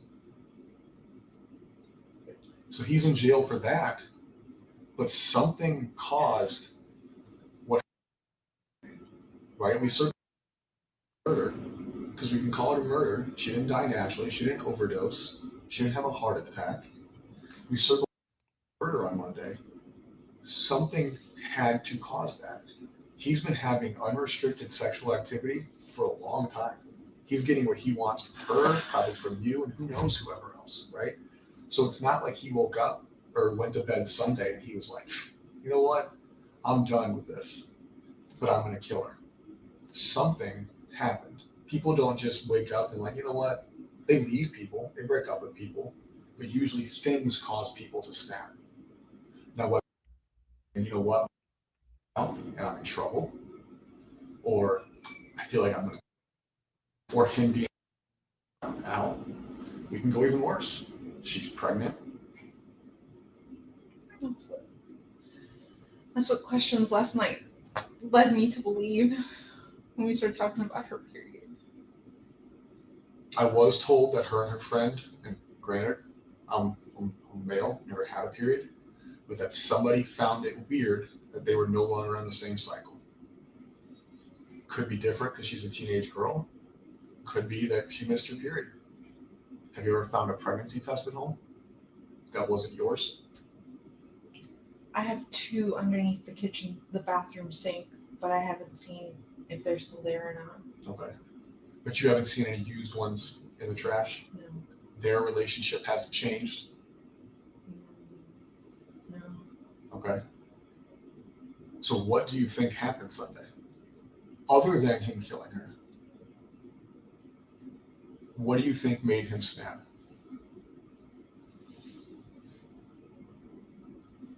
I don't know. Theories, I keep hearing Tell me your theories. theories, because here's the deal. We don't go home until she's found. No, I know. So what are your theories? What I've heard is, what if she upset him and threatened to tell me and say that she was going to tell me and he needed to shut that down. That's the only thing. What do you think?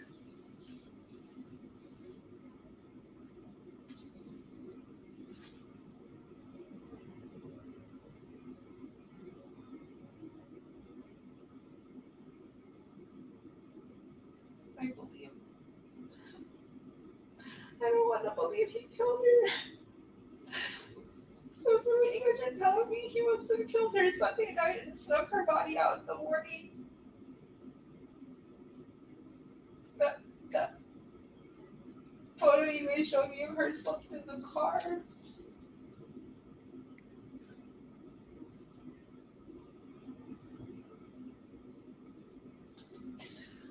You don't want to believe he killed her.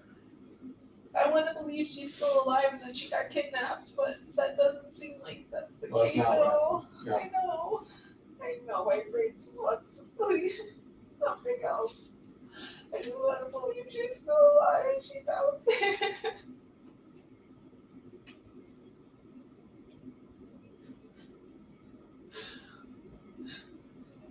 Did he tell you he fucked up?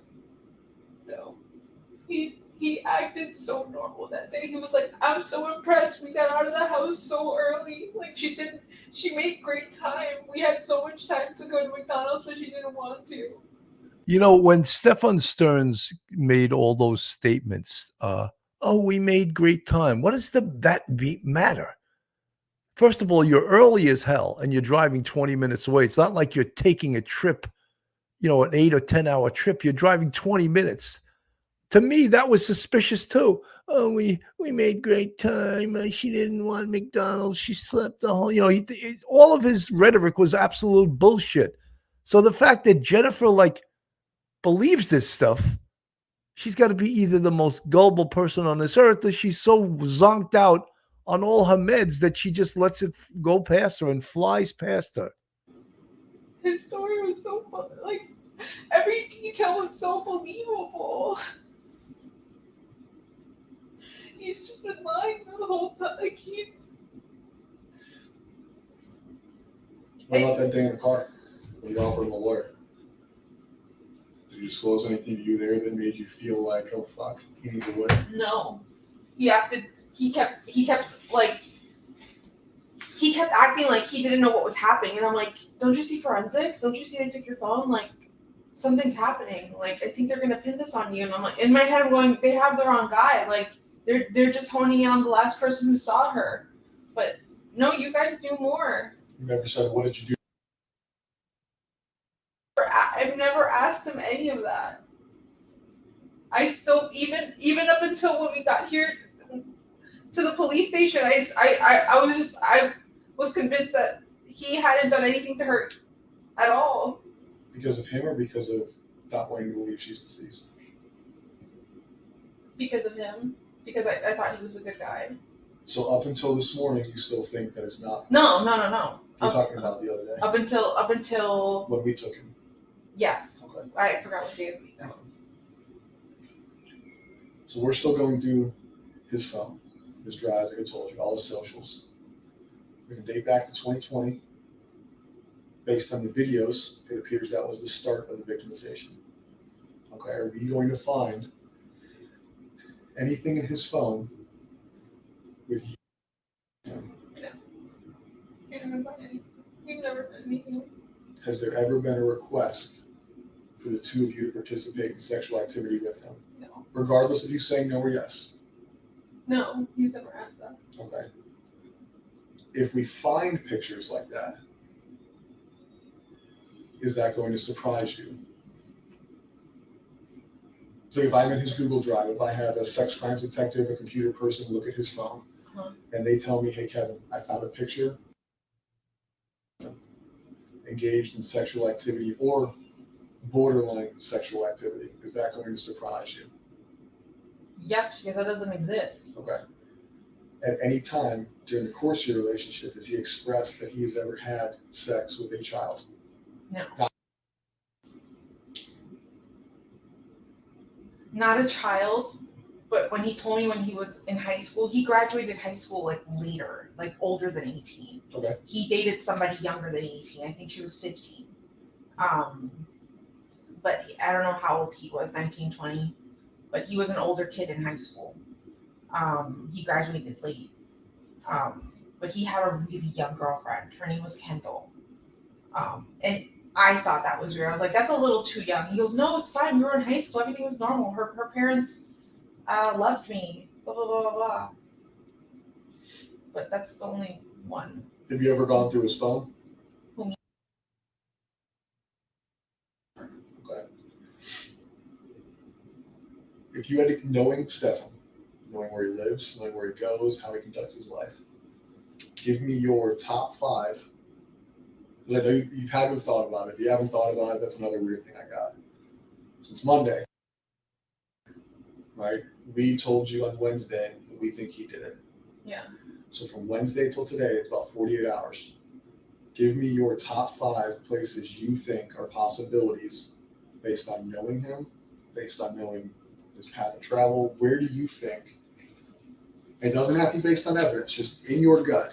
Give me your top 5 places where you think he.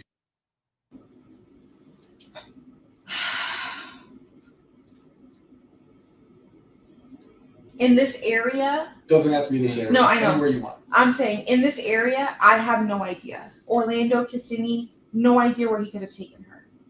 But his trip to Northport is weird as fuck. I feel like in Northport, he knows more people. He has more friends. There could be a place and somewhere there he could have stashed her. You guys said he went into a storage unit. That would be another place to look. But there's plenty of woods around his house. Around that exit is kind of secluded. Like, When you say his house, you mean his parents' house? his parents' house, yeah. You've been there, or you've seen the property. Yeah, I've been there before. Do they have land? Or is it in like a neighborhood? So it's not a neighborhood because they don't have HOA. You just buy the plot of land and build it. They don't have many neighbors. Okay. Or last I saw, I think there was a neighbor building right next door, but I don't know if they're done yet.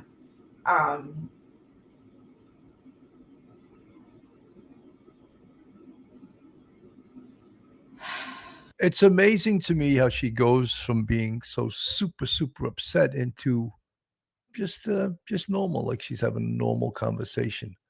Not that this whole thing should be a really upsetting interview, but she goes in and out of being upset. She goes in and out of being shocked. She goes in and out of being horrified, and then she just gets totally normal again. I just feel like he had more. There would have been more spots in Northport for her to be dumped. Because from what you guys have told me, he went to St. Cloud, he went to 192. Could you guys tell where he turned on on any of these roads? It's just that he was on the main road.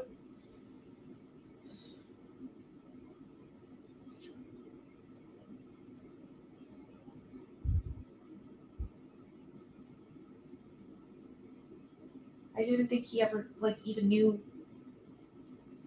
where St. Cloud was because we've never driven down that way ever. You live in Kissimmee, right? Yeah, I know, but to me, he's never had a reason to ever drive down to St. Cloud, ever. There's no store or anything he goes to down there. Everything is in Kissimmee or Orlando by the mall. Florida Mall? Yeah. Orlando Mall? Yeah, Florida. I sent the last detective 3 spots. I could have recalled him telling me he wanted to visit. Monday, when he left the house in the afternoon and got the flat tire, he had mentioned a few of those shops, so I sent them over to you guys.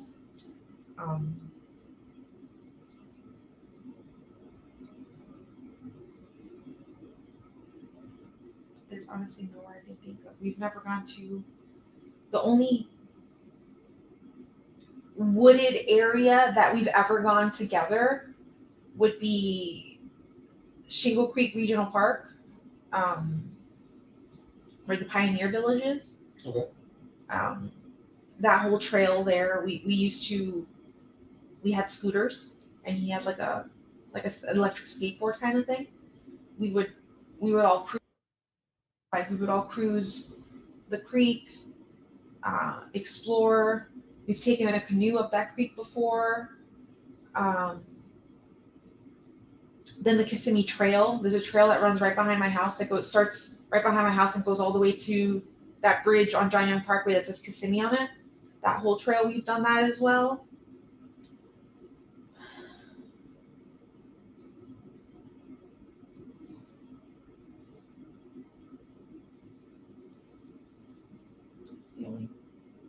That's the only places I could think that like he may have gone, because that's where I know I've gone with him before.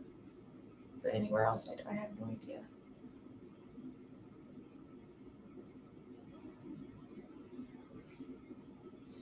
So our ERT teams, called emergency response teams, just a group of people who search areas. Doesn't have to be wooded, can be wooded, can be swampy. They've been out for 3 days. They're gonna be out all weekend. They will eventually, whether it's today, whether it's tomorrow, whether it's in 2026. Okay.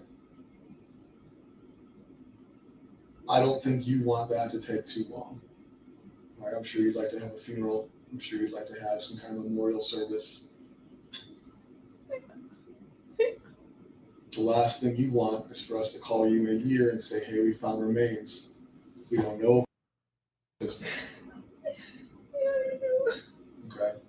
That may not be something you thought about till just now, but I can tell you, being someone who investigates homicide, that is something that everybody has to come think about eventually.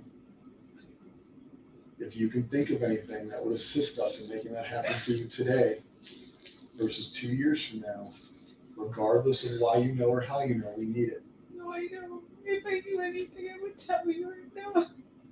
I promise. I want her back so bad.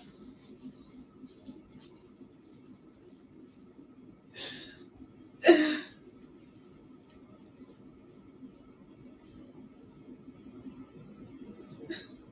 don't want to think about planning a funeral.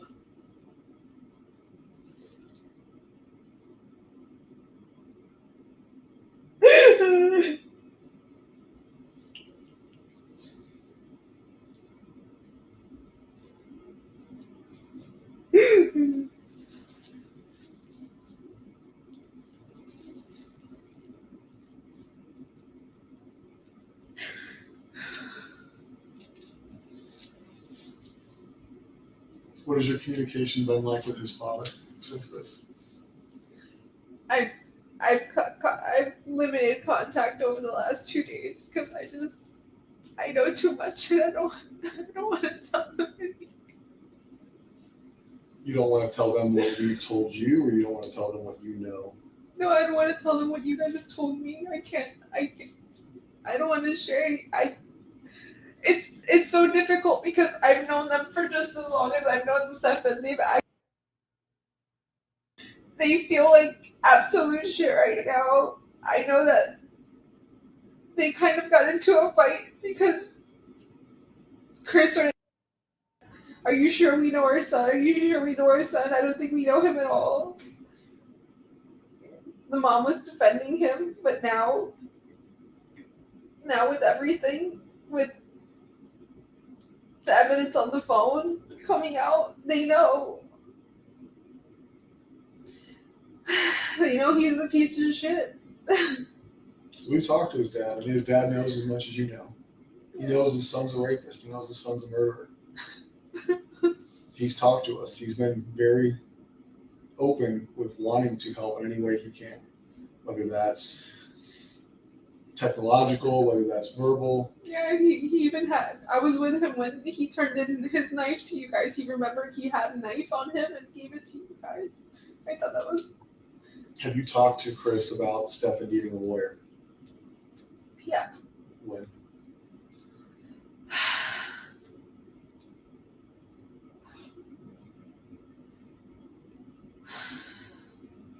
I think when you guys showed me the photos. So we showed you photos of Stefan raping. And No. the first thought you had was to ask his father if he should get a lawyer? No. I saw a picture. I didn't see the rape. I didn't know she was getting raped until yesterday. I saw the picture of the oral sex happening, and I knew that was true, right? That's evidence. That's for real. That's fucking happening. But I kept thinking, they're going. I don't know why I can't tell you why my brain kept thinking, no, he didn't kill her. Not that he didn't kill her, but she's still missing. She's still out there. She was taken. Yes, he's done this to her, and that's not okay. But I swore she was still, I felt in my body she was still alive. She was still out there. I told Chris to get him a lawyer because I felt like you guys were chasing the wrong person. But you weren't. You're not. We showed you a picture. The picture you saw, she was giving a blowjob to a grown-ass man, and you told his dad to get him a lawyer. Wow. That again is so powerful. And you know what? If Mike Geary was on the show right now, he'd say that's consciousness of guilt. It's like she just dismissed that. You know, yes, I saw those and I knew that that was bad, but I still didn't think he did it. Basically, I think that she was taken. I mean, are you kidding me? That's like slam dunk evidence. Are you kidding me? Patriot One from the chat. Thanks for the $10 super sticker. She's lying. There is more to this case than what's being released. She is using her perceived mental illness as an excuse. She has used this self-entitlement to skirt the law and common decency. Yeah, I mean, look, people are starting to come around and realize that this woman is hiding behind lies and mental illness and sleeping and her drug addiction, but she is complicit. Consciousness of guilt, as Professor Geary would say. Missing, right? Now you, but then you just thought she was missing. And we were showing you our investigative lead being raped. A blowjob is rape. Not consensual. Whether she wants to do it or not, that is not consensual. And you prioritized him again. You prioritized him by offering him or telling his dad to get him a lawyer. Not what the fuck did he do? Not, hey, we need to figure out what happened. No, let's protect Stefan. I was in shock. No, it's not shock. That is your natural instinct to protect Stefan. Okay? And if that's naturally how you react, that's fine. But that goes into what I've been telling you this whole conversation is I don't believe a lot of the things you're saying, and I don't believe a lot of the things you say you weren't aware of. And that is because you've now shown me twice that your first reaction, no matter what you were told or shown, missing and we're seizing the cell phone, and we're showing you pictures of her giving him a blowjob, your first reaction is to protect Stefan. So now, ordered by Stefan, you're aware of this. You were shown pictures of this. You were shown pictures of her body in his car with a seatbelt on, right? We have played it out for you. Now you're in a stage where he's in jail. You know she's passed away, and now you can feel emotion, right? Until that point, when you were shown that she was deceased, your continued first reaction is to protect this guy. You just said, I only saw a picture of him, whatever your verbiage was, I say blowjob, of his penis in her mouth, and your first reaction was, fuck. Oh my, victimized? No. She's being abused? No. It's Stefan needs a lawyer. Who the fuck cares if we think he killed her? He's. I don't know why. I don't know why I said that. But that's the problem. You don't know why. So the reaction in your mind is you are continuously protecting this guy. So why do I sit here and believe that you don't? Because right now you know Stefan killed her. You know Stefan's been raping her. You know without her body, can he be charged with murder? I don't know. Exactly. So you don't know what we can do. Do I think we can charge him with murder? It's not up to me. Should he be charged with murder? Yes. Please. Does your role in her life lead this to happen? I'll be honest. Yes. Said she was a child since her victimization started. It occurred under your roof, and you acted like it didn't exist. And knowing the victimization, knowing how ongoing it is, knowing that you saw a picture of it, not just us telling you, not me and him saying, hey, listen, he's being, I think they had a bad relationship. They showed you a fucking picture of it, and you still protected him. So how am I supposed to not think that the thought process in your mind is until she's found, Stefan can't be charged with murder? Because we both now know that you don't want him to be charged with murder because you want him to have a lawyer. No, I don't. The blowjob. That was oh, then. You can't be charged with murder. That was then. Everything that you guys have shown me since then and have showed me that he's So we had to show you a picture time. of her dead in a car for you to finally not take his side? Enough. Do you not see where I'm coming from? Like, I'm not trying to be a dick here, but it makes absolutely no sense that your name is Stefan. I don't know. Where does your mind go? Stefan. There should have been no doubt in your mind when they showed you that picture of what he was doing to you, that you had any care in the world other than I want that motherfucker to die. Whether you believe in the death penalty or not, he protected him. So now we're talking about her disappearance and where her body is. Why do I believe that you're still not protecting him? Because you say so? Because you can't explain why you protect him. You can't explain what is inside of you that makes you protect Stefan. And you may never be able to explain it. But eventually we're going to have to figure it out because you haven't convinced me that you're still not protecting Stefan.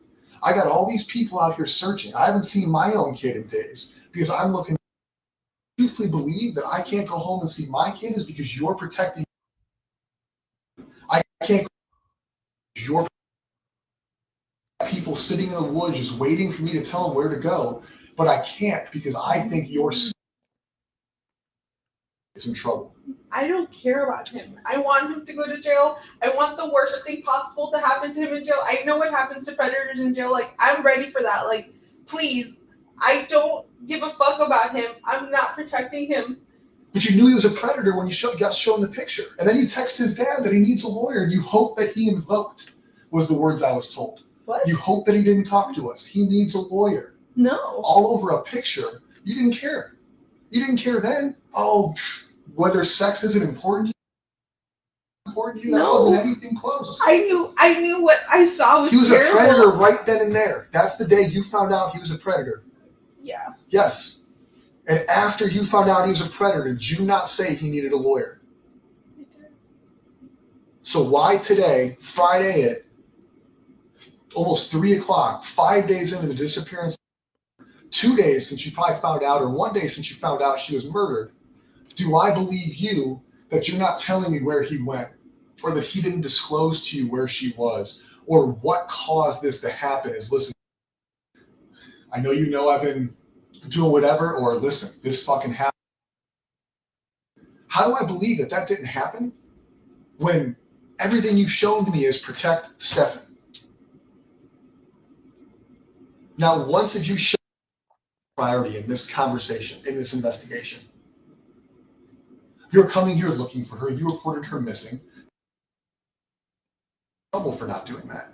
But outside of you reporting her missing, and I may be wrong, I haven't been involved in all aspects of it, but you have not shown me one bit that you prioritize her over him. And that sucks.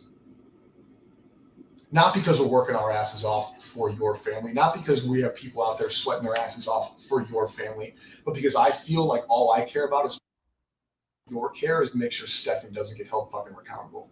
Well, I don't care anymore. Anymore? Because we're being assholes, because I'm not being nice. No. But up until Thursday, it was okay that she gave him a blowjob. No big deal. Get a lawyer. No, it wasn't. It wasn't okay. I saw that and I was in shock. And I don't know why my first reaction was to tell him to get a lawyer, but I saw that and I was in shock and I was just like, I don't know what to believe. I don't know what to believe.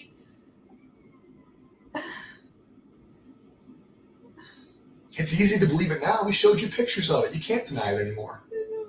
The sex was okay. The murder's not. At least that makes sense. No, that's okay. I want to know what it is. And not because I think you're a bad parent, not because I think you're a bad. Dead or alive, she's missing. Her body is out there. Her body needs to be recovered so she can have a proper burial, a proper funeral. She needs to be laid to rest. Your family needs to be able to mourn her, and we need that information. That is life. That is not life of the law. That's not life of the sheriff's office. That is common decency.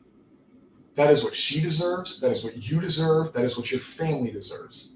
But the longer that happens, the longer it takes us to find her, the less likely that's going to be for you guys. And I'm sorry if I'm wrong. I truly am.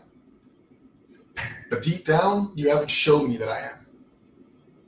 I don't know what I need to show you. Prioritize her over Steven. Think of places he would have dumped her body. Think of places he went, things you talked about, things you've discussed, whether it's this week, last week. Don't put it in your mind that he's been victimizing you, or don't put in your mind that I'm being a dick.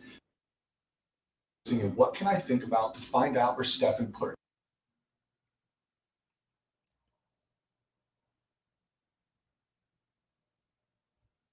You know more about where he goes, what he's doing, or what he would do than you want to realize. That's natural, not because I'm telling you, but because that's natural. I have best friends. I know more about them than I think I know about them. I just need to sit down and think about it. So I need you to sit down and think about it. Whether you need a minute, we're not in this room, whether you want to do it with us in this room, we need to leave here with an idea of where we can go look for. That is one thing we can agree on. I've sent you a list of the stores that he may have stopped at and didn't stop at. The only outdoorsy places I can think of that we've ever gone to that he would know about would be Shingle Creek or Kissimmee Trail. I don't know if he knows where Lake Toho is, but that could be another option. Because you think it's a wooded area, because it's a place you guys have talked about together. Because it's a wooded area with a lake with gators. Like, we haven't discussed anything. This topic I never asked him if he directly. I never thought he could have. I always assumed the best in him.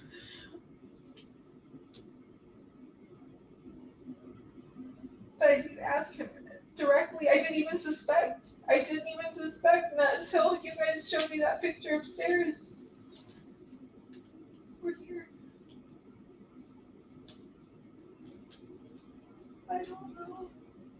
I'm just thinking of, if I name places, it's going to be wooded areas that I can think of, but he hasn't told me anything. Like, he has not told me, or we haven't discussed.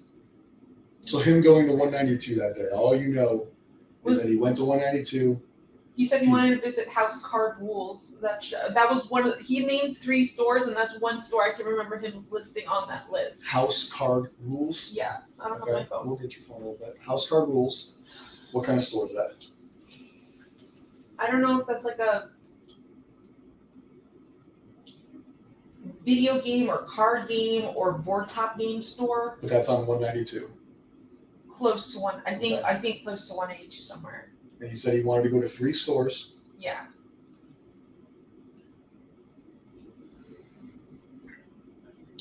But he did tell me that I just don't remember which one. Are there woods in that area? Are you familiar with 192? No, not where these stores are. I have no idea. Other than, just let me just explain something to you. One of the things the detective is also doing is he doesn't know at this point whether or not Jennifer is actually involved in the murder with Stefan. And will he be able to guilt her into confessing, all right, this is what happened and this is where we dumped the body. He is going hard at her for that reason, because he, in his heart and his soul, he believes she's involved. He's going at her hard, but he's going at her as nice as he can, actually, using his brain and not his brawn, and not yelling, using very straight voice, not screaming at her, but touching her emotions. Look at how many times she's cried during this interview, but also using reason that, how did she say, like, the SA was okay, or that was okay, that she, even after she knew that, she called his father to get him a lawyer. That is absolute lunacy. And I think everyone listening to this would agree with that. That is absolutely not the behavior that you would expect of a mother.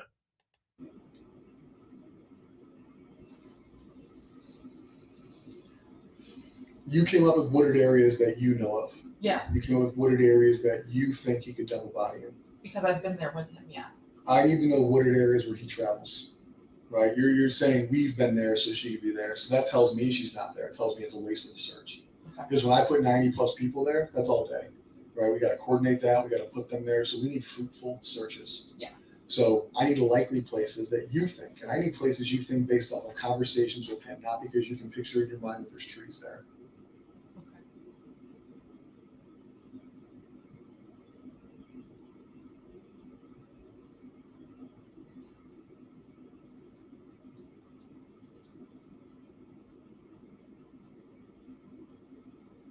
There's no conversation I can think of where he's named interest in being anywhere near woods or it being along his way. Said he got a flat tire. Tell me about the flat tire you got. So he said he got a flat tire.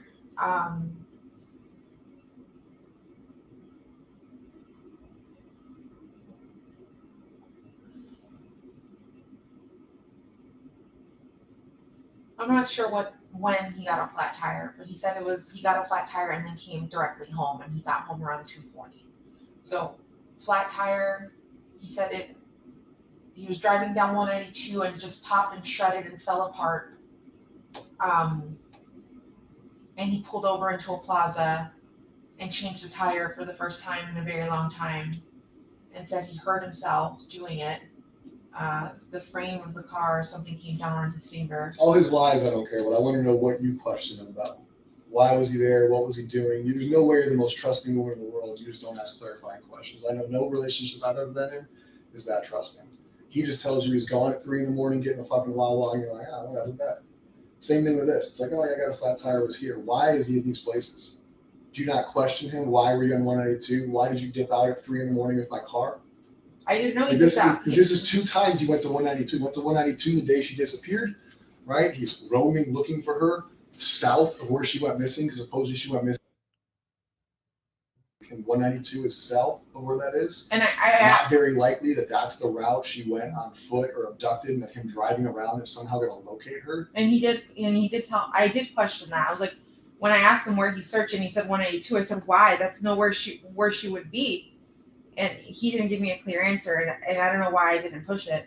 I just thought he was being stupid and oblivious, because I don't see him as the smartest man. Like, I don't.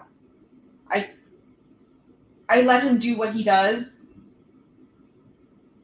Wow, what a But I don't statement trust a lot that of is. his. I let him do what he does, right? And what does he do? Look what we found out. So how is that an okay statement? Is the word judgment? I'm not sure, but I just don't trust that he makes the smartest decisions sometimes. Like, he likes to act like the smartest man in the room, but I don't think he is. Do what he does. Meaning, I'm sorry. you said, I let him do what he does. Yeah. What's that mean? If he wants to just get up and go to the store, I'll ask where you're going, but I won't stop him. Just let him go.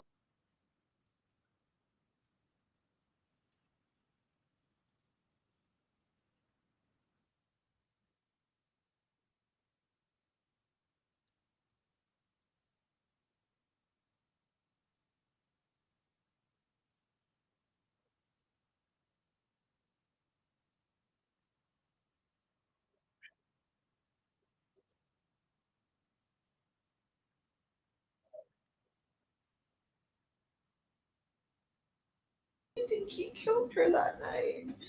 How? I don't know. Could it be possible that he drugged her? Could he have choked her? I just don't know how you kill someone and don't leave a mess or don't leave evidence. Or, I mean, was there a mess? Was there evidence? I haven't gone upstairs. I don't know what you guys. I barely went into the house today, so I don't know what. I need to know what you think happened. I think he killed her. How? You mentioned drugged her, you mentioned other things. Explain your reasoning behind those assumptions and we'll move forward day by day. So he had access to benzos and I think Lunesta. What are those? I'm not familiar with that. Benzodiazepines are anxiety medications which relax you and can make you sleepy. Okay. And Lunesta, I think, is a sleeping medication, like for insomnia. So I don't know if it's possible he gave her something and she was drugged. In those photos that you showed me where you're saying she's dead, maybe she was drugged. But if she is dead and it was done upstairs, I could just only imagine that he choked her. I don't know how else you would kill someone and not leave a mess. How do you think he got her out? I have no idea because roommates come in and out of the house.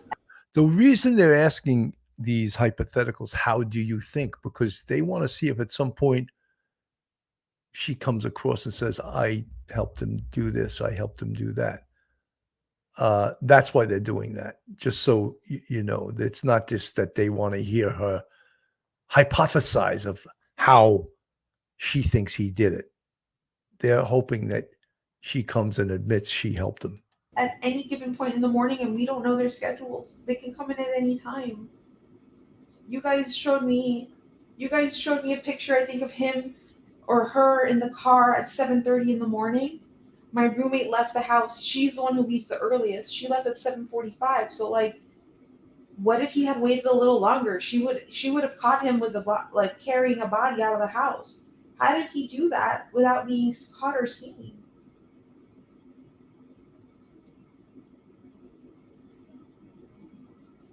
That's what I don't understand because, like, did you guys check and see if any of my neighbors have Ring cameras? Any? Nothing? I don't know what data we've gotten from them, but at this point, I need to know what you think happened to her. I don't need you to ask us what we found. Okay. What we found has happened. I need you to come up in your words, in your mind, what do you think happened that night into Monday, because we do not know. I don't know if her murder occurred Sunday or Monday. All we know is that when you went to bed, they went to bed together, and she's no longer here. So I need to know what you think happened to her, how he got her out of the house, where he went, how he got her into the car, what is your thought on what happened. I think she was killed Sunday night into Monday morning.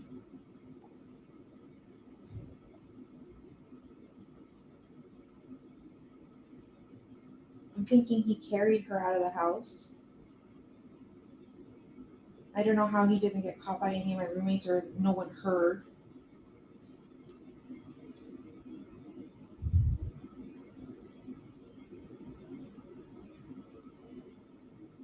You're saying Is she thinking this or does she know this?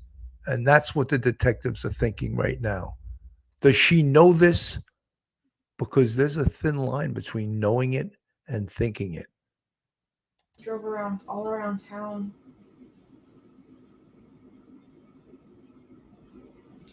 I'm not sure where he could have gone.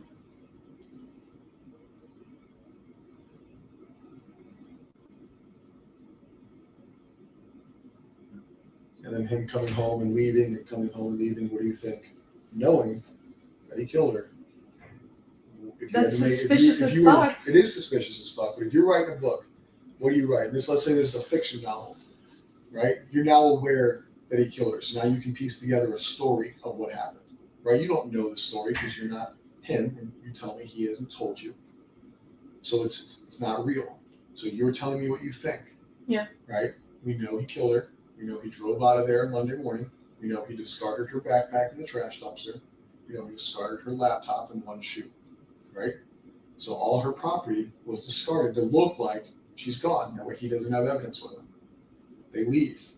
You've been told that they drove around Orange County, Osceola County, wherever it was. We've pieced that together throughout the week. All right? He's told you where, at least in his version of where he was and what he was doing, right? But then you have all these suspicious times of when he's left and come back and he's gone here and gone there. So what do you think he was doing on all these suspicious times? He's roaming 192. What do you think? Knowing what you know now we can play. You know she's dead. You know that we've given you information. What do you think, knowing what you know, he was doing on 192? He was doing here. He was doing here. He was doing in Northport. What do you think?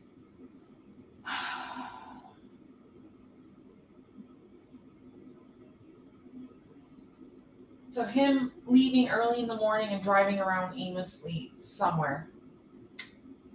I feel like he stashed the body at that time. When he came back and then left again. But see, it's daytime. Like, how could you move a body or move something in daytime and not be seen? But like, I feel like he went back to check, to make sure he did a good job, or to move the body again. I don't know.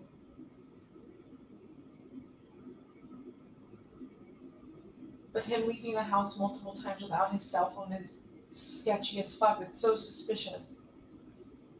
Which is an intentional act. It's not accidental, so that can play into what you think happened. Yeah. Do you think phone being on the dresser? It was intentional. Her cell records and her cell data from her cell phone show it is not common for her to leave her phone at home. It is common for her to go to school with her. No teenager leaves their phone at home. It's what they're attached to it. She's left her phone home multiple Her times. cell data shows that normally it goes with her, so that's intentional. You know it's intentional because he left his too. Yeah. Right? Whether it's an accident last Friday, this Monday, was not an accident. Yeah. So you think that he dumped her when he was driving around? You think that when he left, he went to check her body? Possibly. Okay, Why would you go back out to 182 without your cell phone? Like, I don't disagree. So he goes out to 192. We think he may have checked where he dropped her or dumped her. He comes home. He tells you you're just roaming around aimlessly. Right? Yeah. So that's twice on 192 in one day because he went to look at the House of Cards bullshit or whatever it is. Yeah. And then he went to do the roaming to look for her on this random highway that he never goes to. okay. Okay? We go into the next day and the next day. Think of the suspicious things he's done. Tell me what you think he's doing.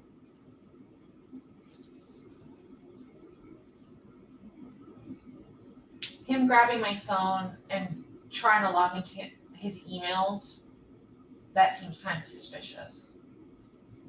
What was he trying to see? What was he trying to do?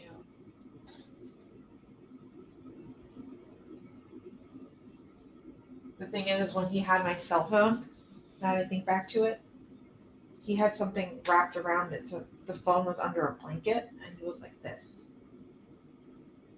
I tried looking at the screen at one point, and I could see an email. But And that was the cell phone we took from you today, or you gave us today. Yeah.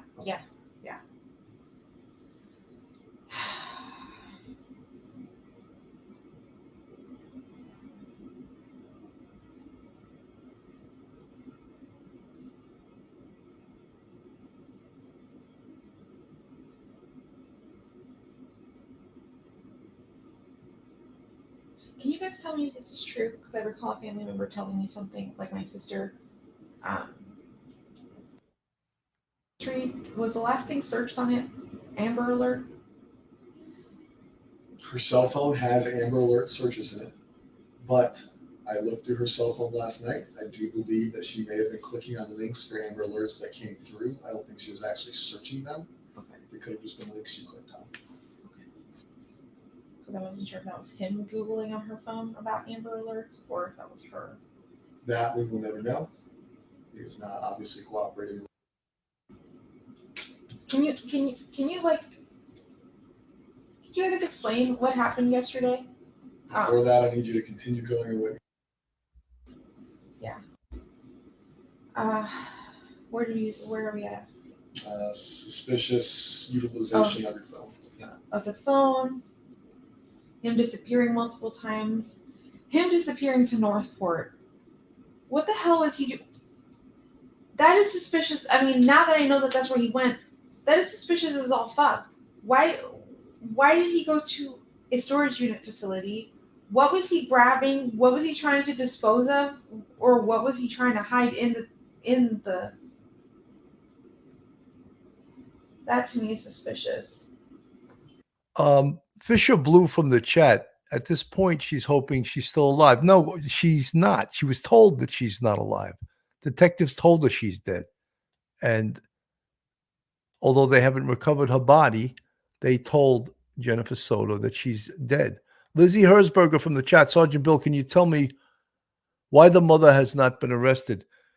You know, Lizzie, they could arrest her right now for endangering the welfare of a minor, for failure to protect a child, omission, many things, maybe even complicit in the SA. However, the charges they have against Stefan Stearns are so strong. I've never seen such strong cases in my entire police career. My belief is that they're going to let both those trials go through. He'll be found guilty of both. He will potentially, he could get the death penalty for the capital murder case.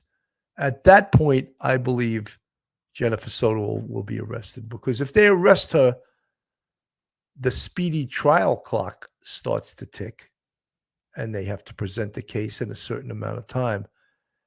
And they would never get to use her as a witness. So perhaps strategically, the prosecutor is thinking, let's hold off arresting her. Let's use her as a witness against Stefan. And we have even more time to investigate. And even many things may come out in the trial or the trials that may be evidence against her. That, I think, is the reason they haven't pulled the trigger on arresting her at this point. Let's go back to the video. Do you put more weight on that than 192?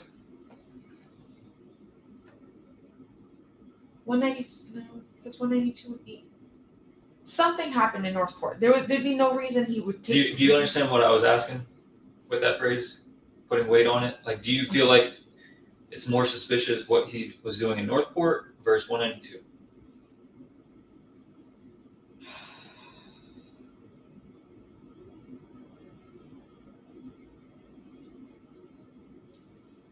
I don't know which one's.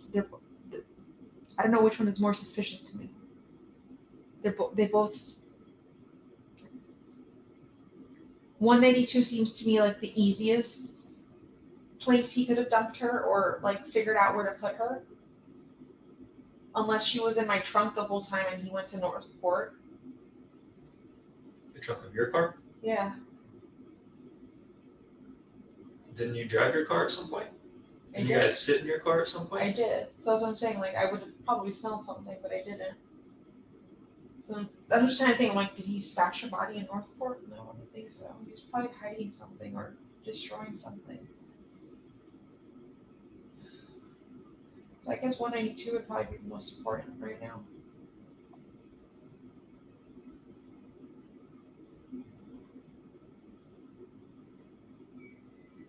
So being in your trunk is oddly specific. The only reason I say that is because from what you guys have told me, he went directly from the hotel to Northport. I don't think he made any stops anywhere in Kissimmee or anything first and then went to Northport. All we know is what we can piece together through accessible cameras and data. So his movements, his driving patterns, his actions, we can only 100% say that they are if they're on camera. Okay. So we can say he went to Northport because the car was in Northport. Where he stopped, where he went in between, that cannot be factual from us if we don't have a camera. It can just be an assumption, which is why I want your assumption, because you know him, I don't. Yeah.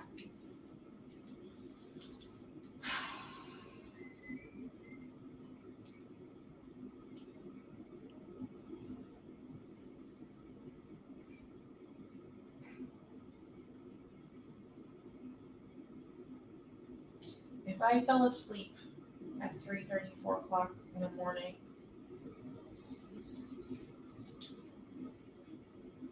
at the hotel, what was that, Monday night? Tuesday night? One of them.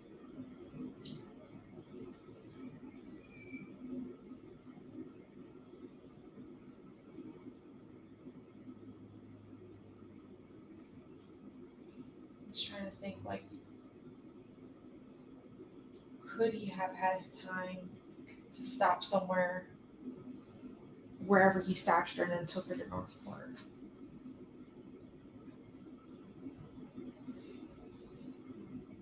I think he had time.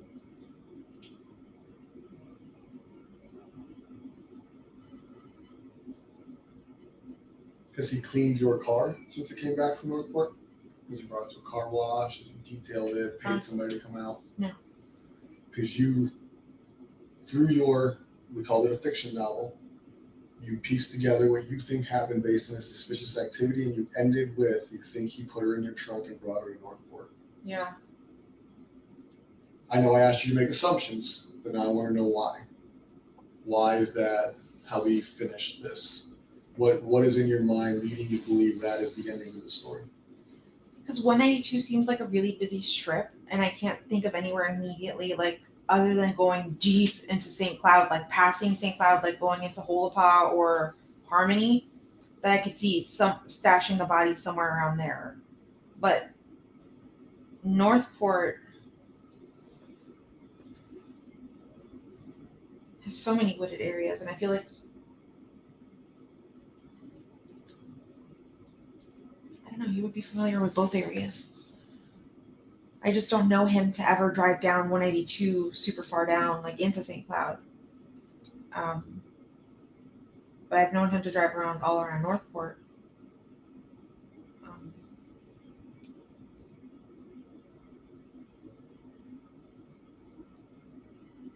But see, I don't want to say anything and like lead you guys down to Northport to do a search and nothing's there. I'm just We're gonna thinking, go everywhere. You're searching woods right now, or she's not? okay. I just want to be like, I know you guys are like looking at me for the details, but I'm like, I don't want to send you on a wild goose chase.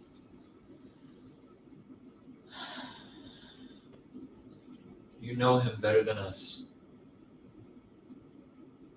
You gotta really think.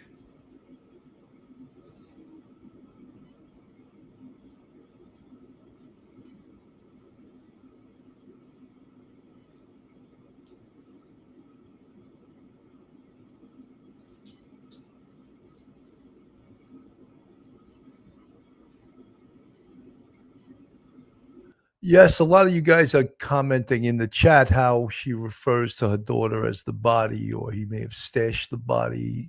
The body may have been in the trunk. He may have moved the body. She's totally disassociated herself from the emotion that the body has a name. Her name is Madeline. Madeline is your daughter. Professor Vona from the chat. I have a feeling we're going to see that Maddie was victimized and manipulated so much by him that she thought it was love and kept it a secret. Mom should have saw the drawings in her notebook. You know, Professor Vona, I agree with that to a certain extent, but this went on over a 4 or 5 year period of time. And any mother that didn't see signs of this is either ignoring it or just so me that doesn't pay attention. And there are signs that, of course, Jennifer Soto is me, because all she cares about is her meds, sleeping, her part-time job, her disability. She doesn't really talk too lovingly about her daughter. So the detectives are, again, they're not just trying to get her opinion. At this point, this is March 1st, 2024. Her body is found about an hour and a half after this interview. They're soliciting her help to try to find the body, but at the same time, they're trying to get her to make an admission. That's what they're trying to do. They're laying on the guilt. They're laying on her improper and inappropriate behavior in response to horrific things that were done to her daughter. And they reduce her to crocodile tears a couple of times, but she never comes through.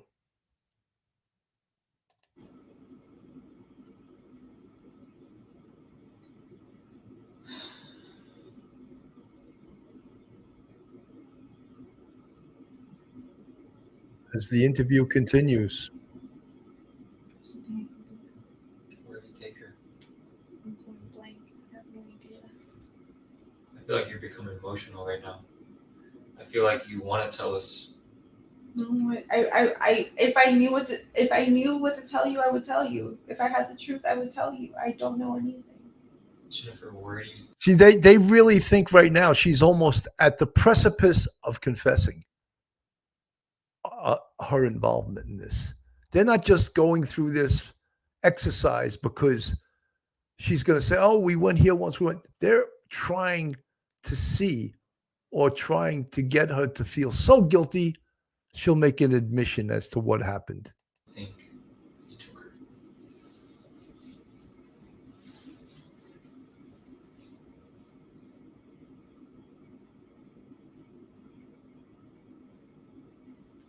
If I were him and I had to stash a body, but I would never do this.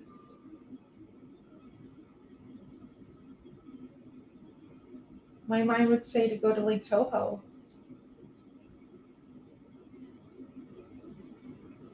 There's a lot of woods there. There's a lot of gators.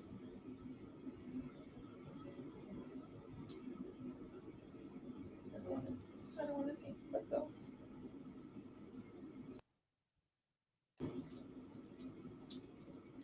No, I know. I just don't want to think about her getting eaten by gators.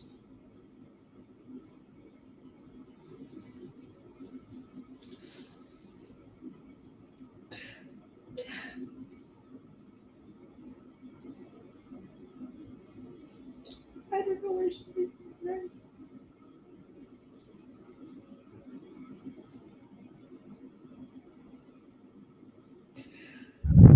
From the chat, Lori, facts, not feelings. I think mom should have known. However, I think she's a burnt out drug addict who resented her daughter, who possibly was so mentally messed up from her own abuse that she just didn't care. Folks, if you're new to this channel, hit that subscribe button on the screen, give us a thumbs up, ring that bell. And again, if you'd like to join the Police Off the Cuff channel, we have a YouTube with 5 different levels, and we also have a Patreon if you want to help us out financially on this channel. We have a Patreon with 4 different levels. It's free to subscribe, so just hit that subscribe button.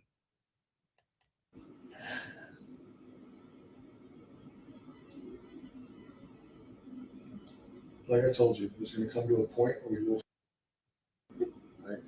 Volusia County Sheriff's Office just found somebody the other day that's been missing for a long time. People get found. Sometimes it's quick, sometimes it's not quick. I'm hoping this situation is today, tomorrow, Sunday, but we will find her. What you need to think about is when you find her, is there an opportunity or a chance that we are going to prove that you did not assist us to your full capability in this investigation? And if that is true, you need to think about the consequences of that. Consequences of hindering a murder investigation or a capital sexual battery investigation could be punishable up to probably the same charges, the same time in jail. I know you know that I don't believe what you're saying, and I know you know that I think you prioritize Stefan, but do you prioritize jail? You see what I'm saying? Like, if we come back and prove that you sat in this room and misled us, that you didn't lead us in the right direction, or that you assisted, or you acknowledged, or you knew, you're gonna be warning from jail. If I knew anything, I swear I would tell you. He has mentioned, we haven't discussed this. I had no suspicion of anything. He did not tell me any more details of where he went that day other than those shops that I had mentioned.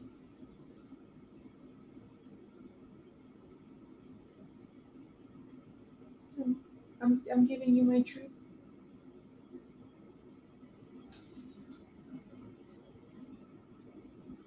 On any of the days that he came home after these suspicious outings, 192 trips, Northport trips, and everything else, did he change clothes? Did he come home and appear disheveled, sweaty, dirty?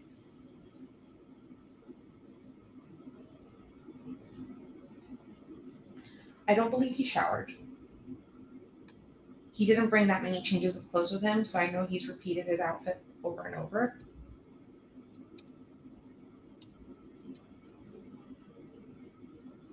It's possible he could have come home all sweaty and disheveled after the supposed changing the tire thing, but I wasn't home to see that. Okay.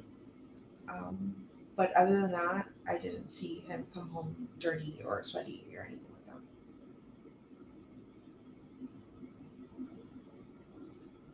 Did he do anything he normally doesn't do within the house around you?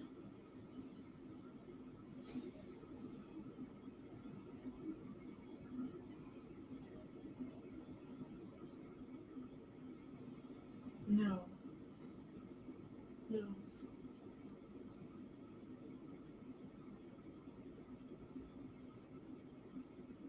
He was acting very normal, sitting on the computer chair, chatting away with me, talking about not resetting his phone, updating his phone.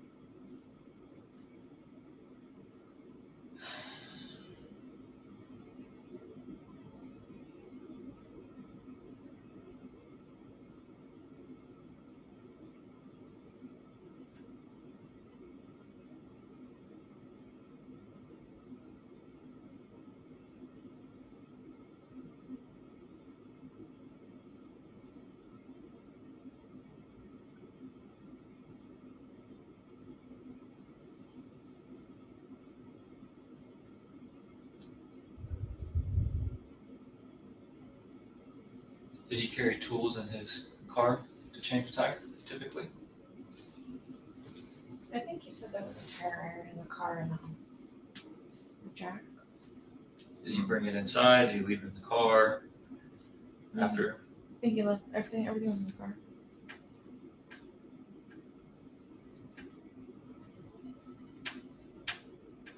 Did you ever go look at his car? To verify that he changed his tire? I don't think I did.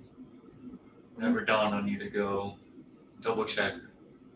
Except by the time he would have got back from the tire, you were gone, right? Yeah. What you told us? Yeah.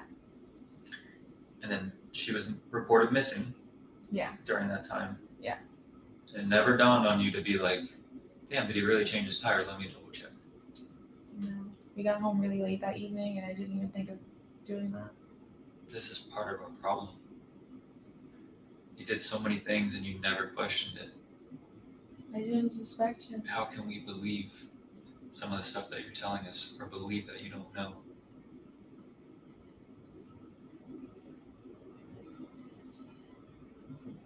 I don't know how to say. I mean, I guess I'm stupid and gullible and very trustworthy, but I didn't think he'd be the type to do anything like this.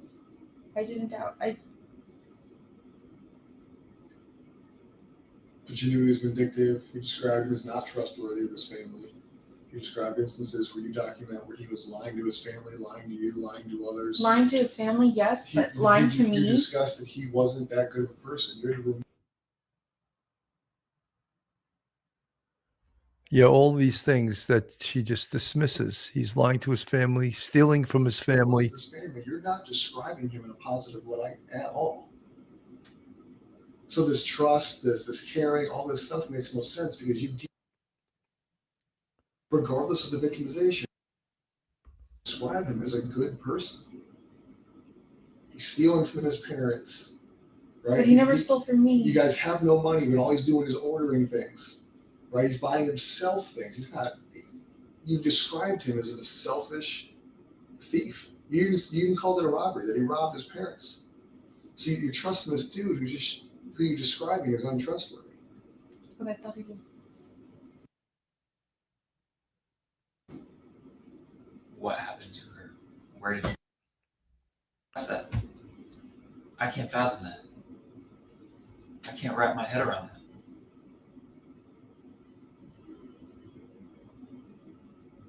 I think I only asked him if he took her to school when I called him and told him to come to the office. I asked him if you dropped her off at school, right? Because she never made it. And he said, yeah. And I was like, she never made it. Where did you drop her off? You guys sat in your car Tuesday night when I was out there. I was out there at least 4 hours. Just you two in that car. Yeah. You can't tell me you guys did not have any conversations about this. There's no way. Other A than reasonable person would other have than been questioning him. You were the last person with her. What the hell happened this morning? You never did that in that car.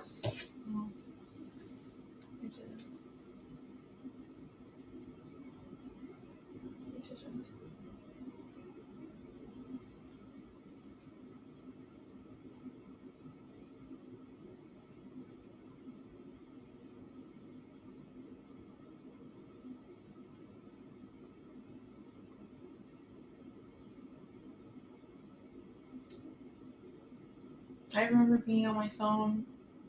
He was on my phone for a little bit.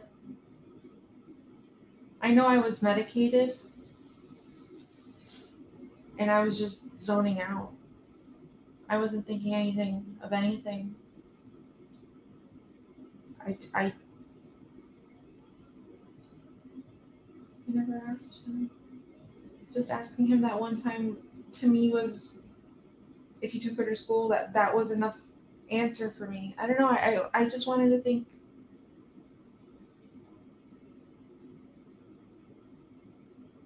Not think the worst, I guess. I don't know. But I didn't think he did anything. Now I know. But then I didn't. I was still believing everything he was telling me. Juvenile robbery suspects utilize the excuse of, I was high on bars, I took Xanax, I was blacked out. Right? Every juvenile robbery suspect you interview, I was, in your words, medicated, in their words, high, incapacitated, drunk. It's an excuse to avoid admitting what happened. When you say you're medicated, I can't think of an amount of medication that will numb you so bad to numb the fact that the investigation is occurring right in front of your face, but you're missing. So being medicated is just an excuse to avoid answering why you didn't discuss with him what happened.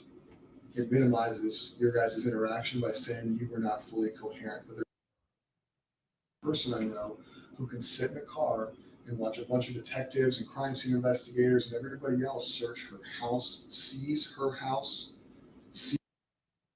and be so numb that somehow is not ringing bells, is not overcoming the power of this little medication. There's no way. The human body will overcome that in a big situation. You didn't take enough medication to numb you of the reality of what was occurring. I mean, there's no way. Unless you were fully incapacitated, there's no way you were so numb that everything he described to you, everything I described to you was not in the forefront of your mind. You weren't numb. Just like these robbery kids weren't blacked out. They weren't high enough to not remember the robbery. They just don't want to talk about it. No, it wasn't clicking. It didn't click to me. Like you guys telling me like it wasn't as obvious, like this and that. I still believed the story he had told me, that when we were sitting in the car, I still fully believed everything he had told me. I didn't doubt him. I really thought you guys were going after the wrong guy. I'm like, they're wasting time. The real suspect is out there. She's being sex trafficked. That was my biggest fear, is that she was being sex trafficked. I didn't think that she would actually be dead. But she thought enough to get him a lawyer. I really thought you guys were going after the wrong guy. At that point, from the jump, we've been trying to find her.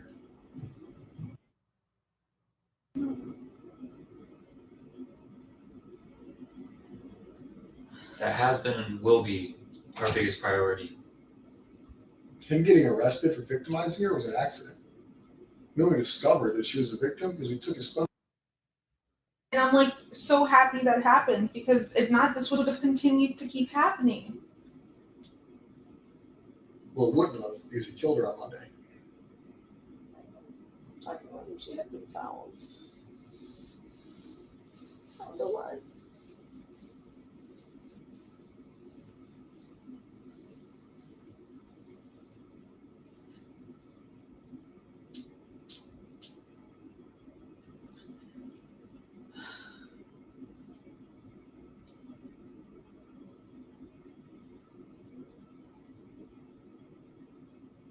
These little pauses are quite important, believe it or not. There's no, I've asked this before, but there's no like map you guys can show me of like with a highlighted route of where he could have taken to see if I could recognize anything or suspect anything. I can pull up a map on my phone of the areas you described, and we can go through it. Sure. You said House of Cards? No. House House party. game rules. House. On Vine Street in Kissimmee. By Oak Street. That house game rules, feel free to drag the map around as you please.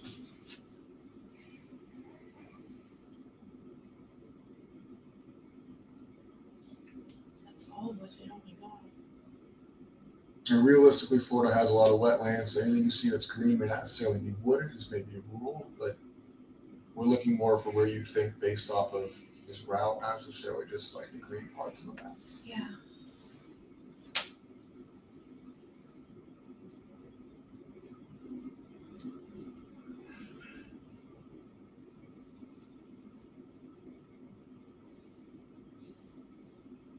In the back of house game rules, I have access to the lake. You know, again, I don't think the detectives really expect her to come up with a location, and I think they're hot on the trail now, of course. So since an hour and a half after this interview, they find Maddie's body. This is on March 1st. The whole purpose of this interview was they were trying to get an admission or that she knew something that Stefan Stearns did, that she knew he did it and knew all about it and would confess to knowing about it and even confess potentially that she had a role in it.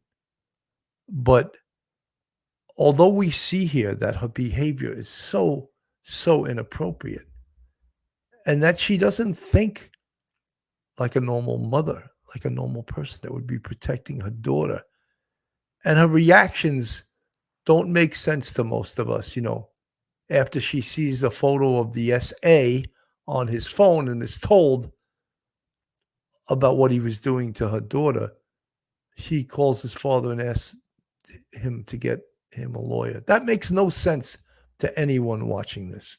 No sense whatsoever.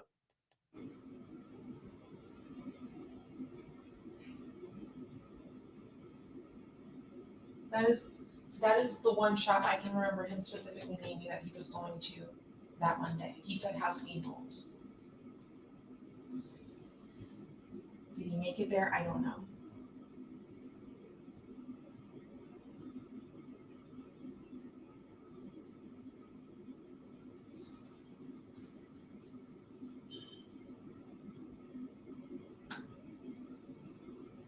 See, if we ever went down 192 together, it would typically be in this direction towards 535, towards Disney. That's why I find it really strange that you guys say St. Cloud, because I've never gone into St. Cloud with him before. So you told me you have a friend in St. Cloud. I do. I don't know if he knows, but explain to him where she lives, who she is. Explain that relationship to him, because I don't think he's aware of it. No. Oh, okay. So one of my really good friends lives off of Old Canoe Creek Road, off Nolte. Okay. I don't know what neighborhood though. She's one of my really good friends. She's somebody I know that lives in St. Cloud. She's one of like two people I know that live in St. Cloud. She's hung out with us, as in me and Stefan before. She's come over to hang out with me, and Stefan would be hanging out there too, so we would all kind of hang out together. But yeah, she's just a friend. And you're 100% sure he's never been to her house? Yes. Do they have their own friendship? Or is it just that's your friend and the only time he ever talks to her or hangs out with her is with you? Exactly. just my friend, and he would talk when she was around. And you just told me about the second person in St. Cloud. Who is that? Somebody I haven't seen in a long time. Her name is Courtney Brackman. She lives, can you pull up the map? Mhm. But he's never been over to her house either.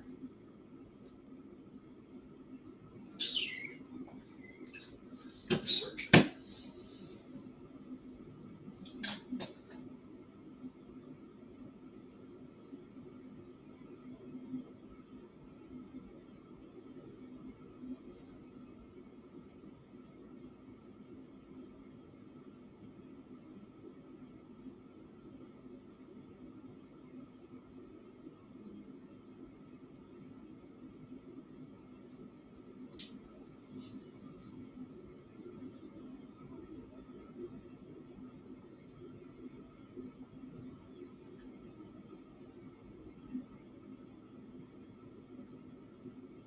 She lives somewhere in this area over here. Around here. Lake Lizzie to me is familiar. I would go hiking there often. Well, There's a Okay. preserve there. Yeah, a few years ago, we would go hiking all the time with my friend Courtney, the one who lives right by there. With Stefan? No, Stefan would never come. Now, would you tell him you're going to Lake Lizzie Preserve? I've mentioned it before, yeah, when we've gone.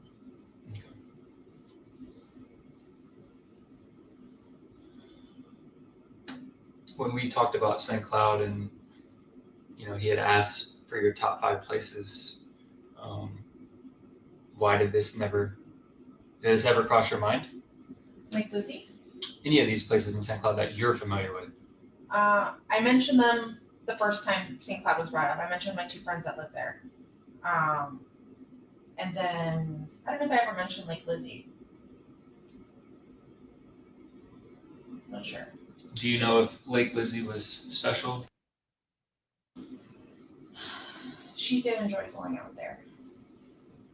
Was she verbal about that? Like, did she make that known to you guys? She always told me that if we were to go hiking out there, to let her know, because I've gone hiking without her. I go. Like, it's been a really long time since I've done a hike down Lake Lizzie with her. Okay. That's been at least 2 years.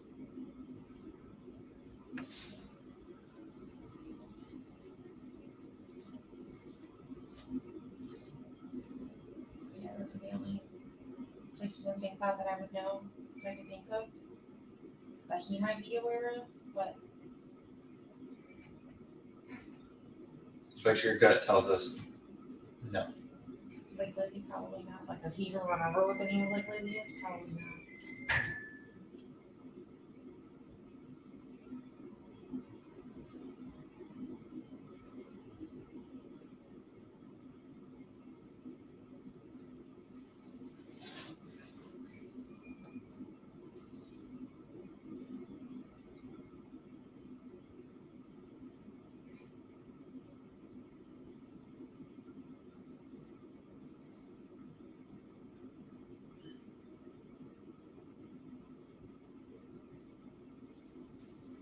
Jen, is it okay if I look up past cardinals again? Yes.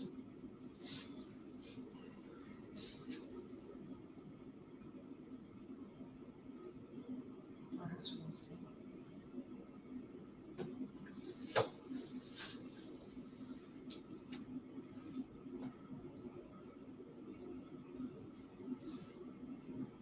Is he into video games?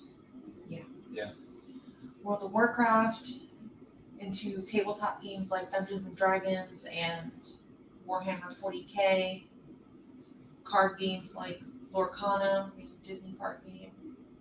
That's what he told me he was gonna go do Monday. He was gonna go look for Lorcana cards, and that's why he was gonna go to House Rules Gaming.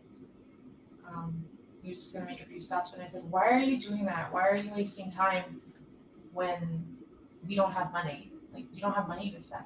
He's like, "Oh, I'm just browsing. I just want to look. I want to see what they have available." That's all. Every time I did question him, he always had an answer.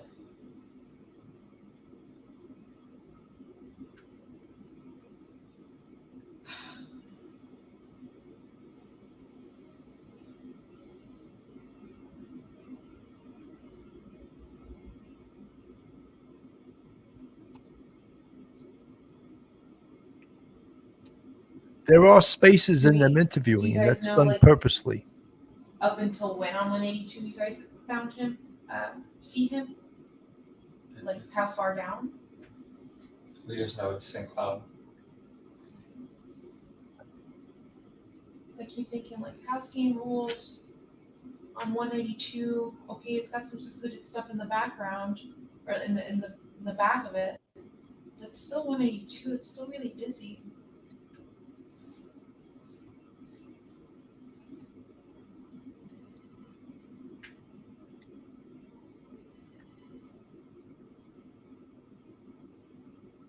Someone in the chat asked, has Stefan Stearns been charged with murder? Yes, he's been charged with capital murder.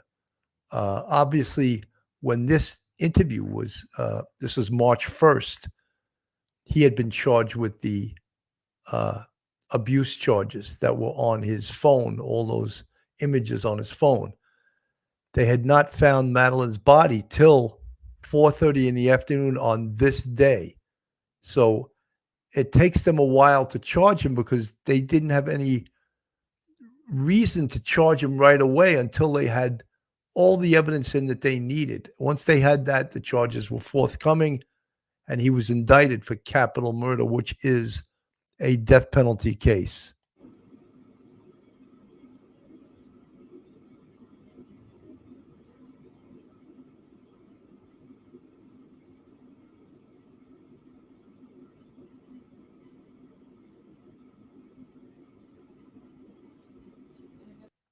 Fisher Blue. Sergeant, this is a great question. Sergeant Bill, why are they in a soft room and not a room like Stefan Stearns was interrogated in? Because Stefan Stearns was under arrest. So that's where the perps get interrogated, in the room that is specifically for those arrested. This is a room, a soft room, as you describe it, pictures, couches, clock. You never, ever would see a clock on a wall in an interrogation room.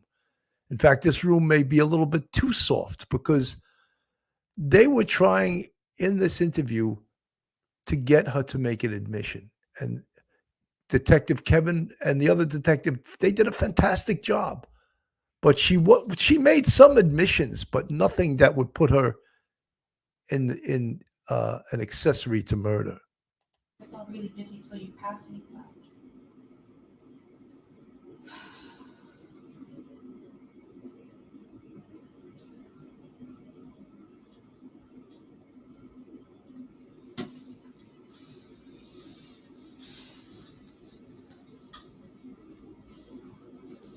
Barnabas Collins from the chat. It's so interesting how many details Jennifer Soto knows about what could have happened to Maddie. You know something, Barnabas? I feel the same way. It's almost as Professor Geary says, and we beat that term to death. Consciousness of guilt is her knowing all of that. Consciousness of guilt. Still interviewing. We're getting close to the end of the interview. You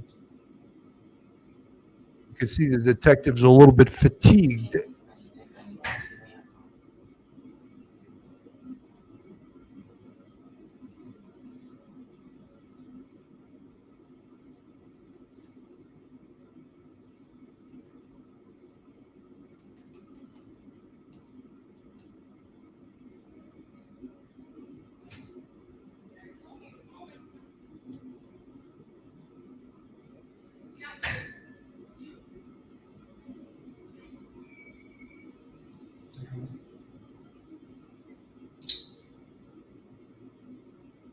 They're So right still. now, I'm pretty sure you're still doing your film. I think. How'd you get here? You're driven here? I was driven here, but my dad followed behind. I think you guys said my car might be ready. Okay, we'll verify that in a minute. The investigation is still going. Yeah. Right, Stefan also is not in charge of murder. Right, just a He's sexual not or battery. he is? He has not been. Oh, okay. He's just been charged with sexual battery. I have a couple questions for you that are going to be on record. They're going to be official. I need you to answer truthfully. Because if they determine that you did answer not truthfully, you can be held accountable for it. Make sense? Yeah. Raise your right hand. Do you swear that everything we talked about today in this interview is true and correct? Yes. Did you lie to me or the detective at any time? No. Okay. Do you currently know, or have you ever been aware of where his body has been since Monday? No. Did you have any? No. Were you aware at any time, whether it be the most recent instance or the first instance, victimization sexually by Stefan? Okay. At this time, you do not know where Stefan went on 192? I don't. You do not know where he went in Northport? I do not. And you have at no time this week in any conversations with Stefan where he disclosed what he did? No. Okay. The story that we talked about of what at one point we discussed that she could potentially have been in a trunk on the way to Northport. Yeah. Is that information you know to be true or an assumption? An assumption. Okay. Do you have any questions for us before we go check on the phone in the car? We may not be able to answer everything, but if you have questions, we can see if we can answer those questions.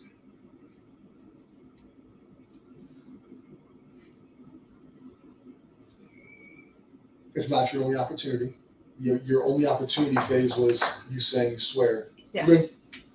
That's the only opportunity. You obviously have numerous detectives' phone numbers. You have numerous agencies' phone numbers, things like that. So realistically, there will be other options for you to ask questions. I don't think I have questions. Okay. I don't want you to think I was purposely an asshole to you. No, I know. All You're right. doing your job. Like I told you, like the sheriff's probably reached out. You've been in communication with numerous people here. Those are my opinions and my opinions only. They don't reflect Sheriff Nina, the chief of PD, Kyle, any other detectives who talk to you. All right. I personally don't know. All right. We will be here all weekend. We will be here all night. My only hope is that you truthfully did not lie to us. You truthfully don't know where she was, and that you truthfully did not know what was happening to her. I think they may have just found out during this interview that they found Madeline's body, because that's why the detectives would be leaving the room. And I don't know if it's on this video or not, whether they let Jennifer know during this interview. So a lot of information in this interview, a lot said with body language, a lot said by behavior. The detectives, I thought, did an outstanding job. I really think that they were trying to get her to make an admission, because she sure knew a hell of a lot about possibilities of how her daughter possibly was killed. How did he possibly move her out of the house into his car? Why did he drive here? Why did he drive there? She had some answers that were quite surprising. Francis De Jesus from the chat, has anyone thought that Maddie told her mother she missed her friend, and most likely Stefan Soames found out in panic? She did say in her interview that her daughter missed her monthly friend. Francis De Jesus, that could be, that absolutely could be true. It also could Madeline have been pregnant? Yes. Would that be motive? Yeah, that very much could be the motive to this, but we don't know that for sure at this point. Fisher Blue from the chat, I thought that Chris Stearns coming into the police station was fantastic as the detectives reneged everything he said. Look, Christopher Stearns and his wife, Deborah, they are in denial pretty much. I think they believe that their son is who he is now that they know they've seen all the evidence. But with all the things, all the horrible things they found out about their son, he's still their son, and they still support him. They still send him money to his jail commissary account. I think most of us would say that's too much. They got to let go of this guy, right? Jacqueline Ho from the chat. Hello, all. Hello, Sarge. Hello. Holly T from the chat. I'm not defending her, but from the outside, there weren't any red flags to their circle of friends that triggered DCF reports or cases. Maddie was clean and fed. She wasn't the worst mother ever. Except Holly T, some of the things like allowing her daughter to sleep in the same bed as a 30, that says it all for me. Right there, she's an unfit mother. Allowing that to happen. And I don't know if anyone in the chat disagrees with me, but I think that says it all. It says it all. That right there is not protecting her daughter. Dorothy, yeah, that would be pretty big motive for being pregnant. It's the only thing that really makes sense to go this far. Oh, so sick. Poor Maddie. Absolutely. XOXO coffee kind of makes your stomach drop. The good cop detective come in and say, we got to go with that head move. Christina Reynolds in the chat. The press conference was at 3 and the guy recognized him and called in the tip, and thanks to him, not Jen, they found her at 4:30. Yes, a tip that led to that area where he had been seen changing his tire. And that was the tip that led them to the area that they found Madeline Soto's body. Maui Swift, not a good mother. Maui, you're so right. Absolutely not a good mother. Not intuitive. Didn't put her daughter before herself. When you hear Jennifer Soto talk, everything is me. Oh, me. I went to bed. I needed sleep. I was on my meds. I needed my meds. I needed to do this. I've got 40 doctor's appointments a week. It's just everything is about her, not putting her daughter first. Caitlin267 from the chat. I would be on the floor. I can't believe she continues with the script so closely. Yes, she stays with the script. Wendy V, oh my God, she didn't protect her. What? No ever. Worst mother ever. Lost in moments. JS was stoned out of her mind most of the time, just napping. Yeah, that was her life. Her life is to be medicated, Liddy Signer, what about the tools on the kitchen table? I don't have a lot of information on that right now. Clothing, food, and shelter doesn't make up for being assaulted. Barnabas Collins. Bridget Bowman. Sarge, if he were my son at this point, son or not, he's cut off. What he did to this little Maddie is beyond evil. Bridget, I sort of agree with you in that, but it always seems that parents go and it's still our son. That's their position, Placer 1000, Chris Watts had a clock when he was questioned more than once in the same room. Placer, I'm just telling you, the NYPD, which is the premier police department in the world, forbid clocks or pictures or anything on the wall in the interrogation room. And if you read or study interview and interrogation, you want nothing on the walls that will distract the prisoner from making a confession or an admission. Plain walls, it's supposed to be ugly. And this room is too attractive. And that's why this room is being used to interview a witness, not a perpetrator. And right now, of course, Jennifer Soto is considered a witness. This is March 1st. So far, that hasn't changed, although she was brought in for a proffer, and she was interviewed with her attorney for about an hour and a half. Let's hear what the detectives have to say now. Is obviously able to be released to you, the Nissan.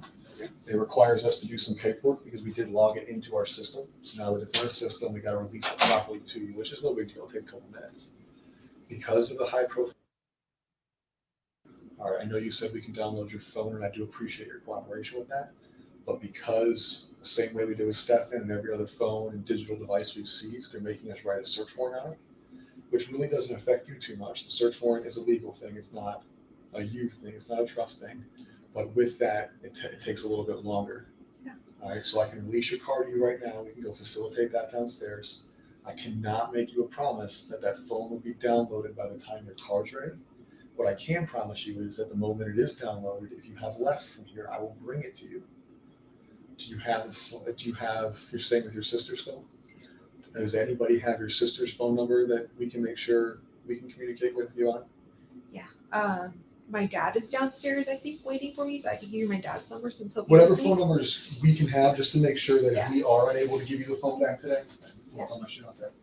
That way, if we aren't able to give you the phone back, we at least are able to contact you. And we want to make sure you have a phone to contact us if something arises, you know what I mean? Yeah, no, for sure.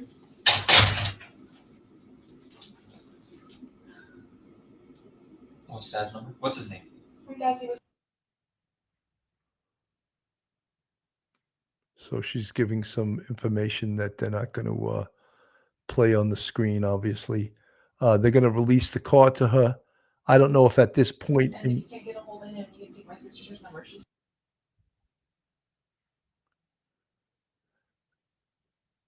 so this is getting close to the end of the interview. I want to thank Plunder True Crime and Paula Mooney.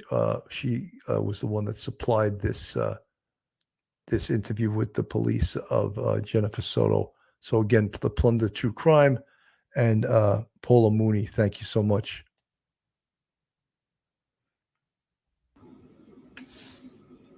So they're just going to release her car to her. They decided to get a search Are you gonna warrant be going back to to your search her phone. condo? Or are you gonna go to? I don't think I'm returning to my house ever again. I want to. I want to be staying with my sister.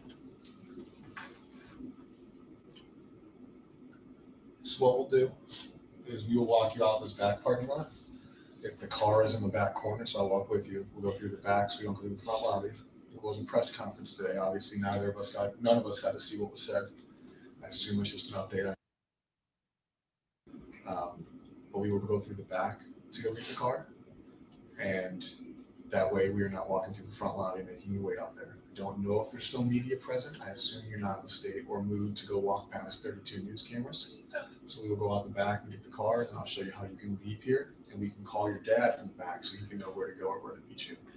We just tell him, hey, she's gonna be in the back parking lot. You can drive around. You guys can follow each other out, or whatever you choose to do that way. All right.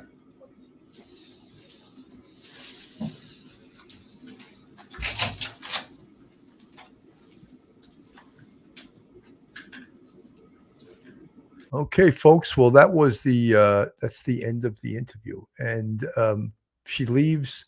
They got a search warrant to search her phone.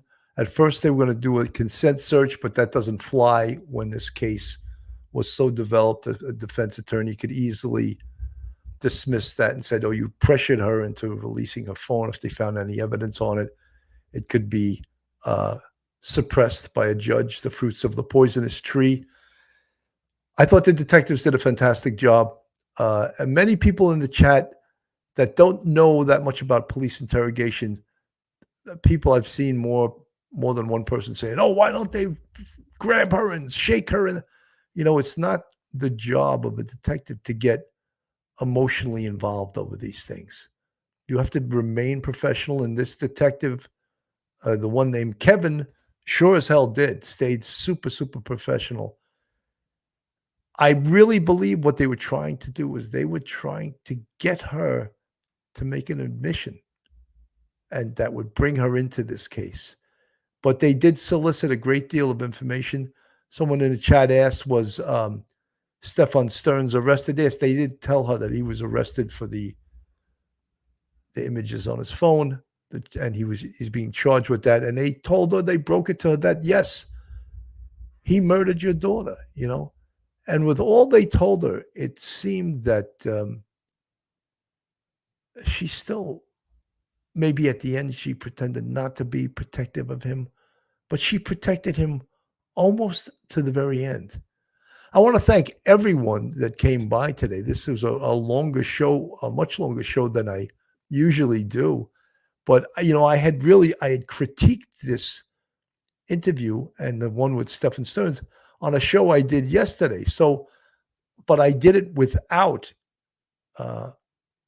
this video. And it's a little bit easier to do it with the video. And again, I thank Paula Mooney from Plunder True Crime for supplying it to me. And again, folks, if you're not subscribed, I see a lot of new faces, a lot of new names in the chat. Hit that subscribe button, give us a thumbs up. I'm Bill Cannon, retired NYPD Sergeant from Police Off the Cuff. Have a wonderful day, everyone, and God bless. One episode just ain't enough.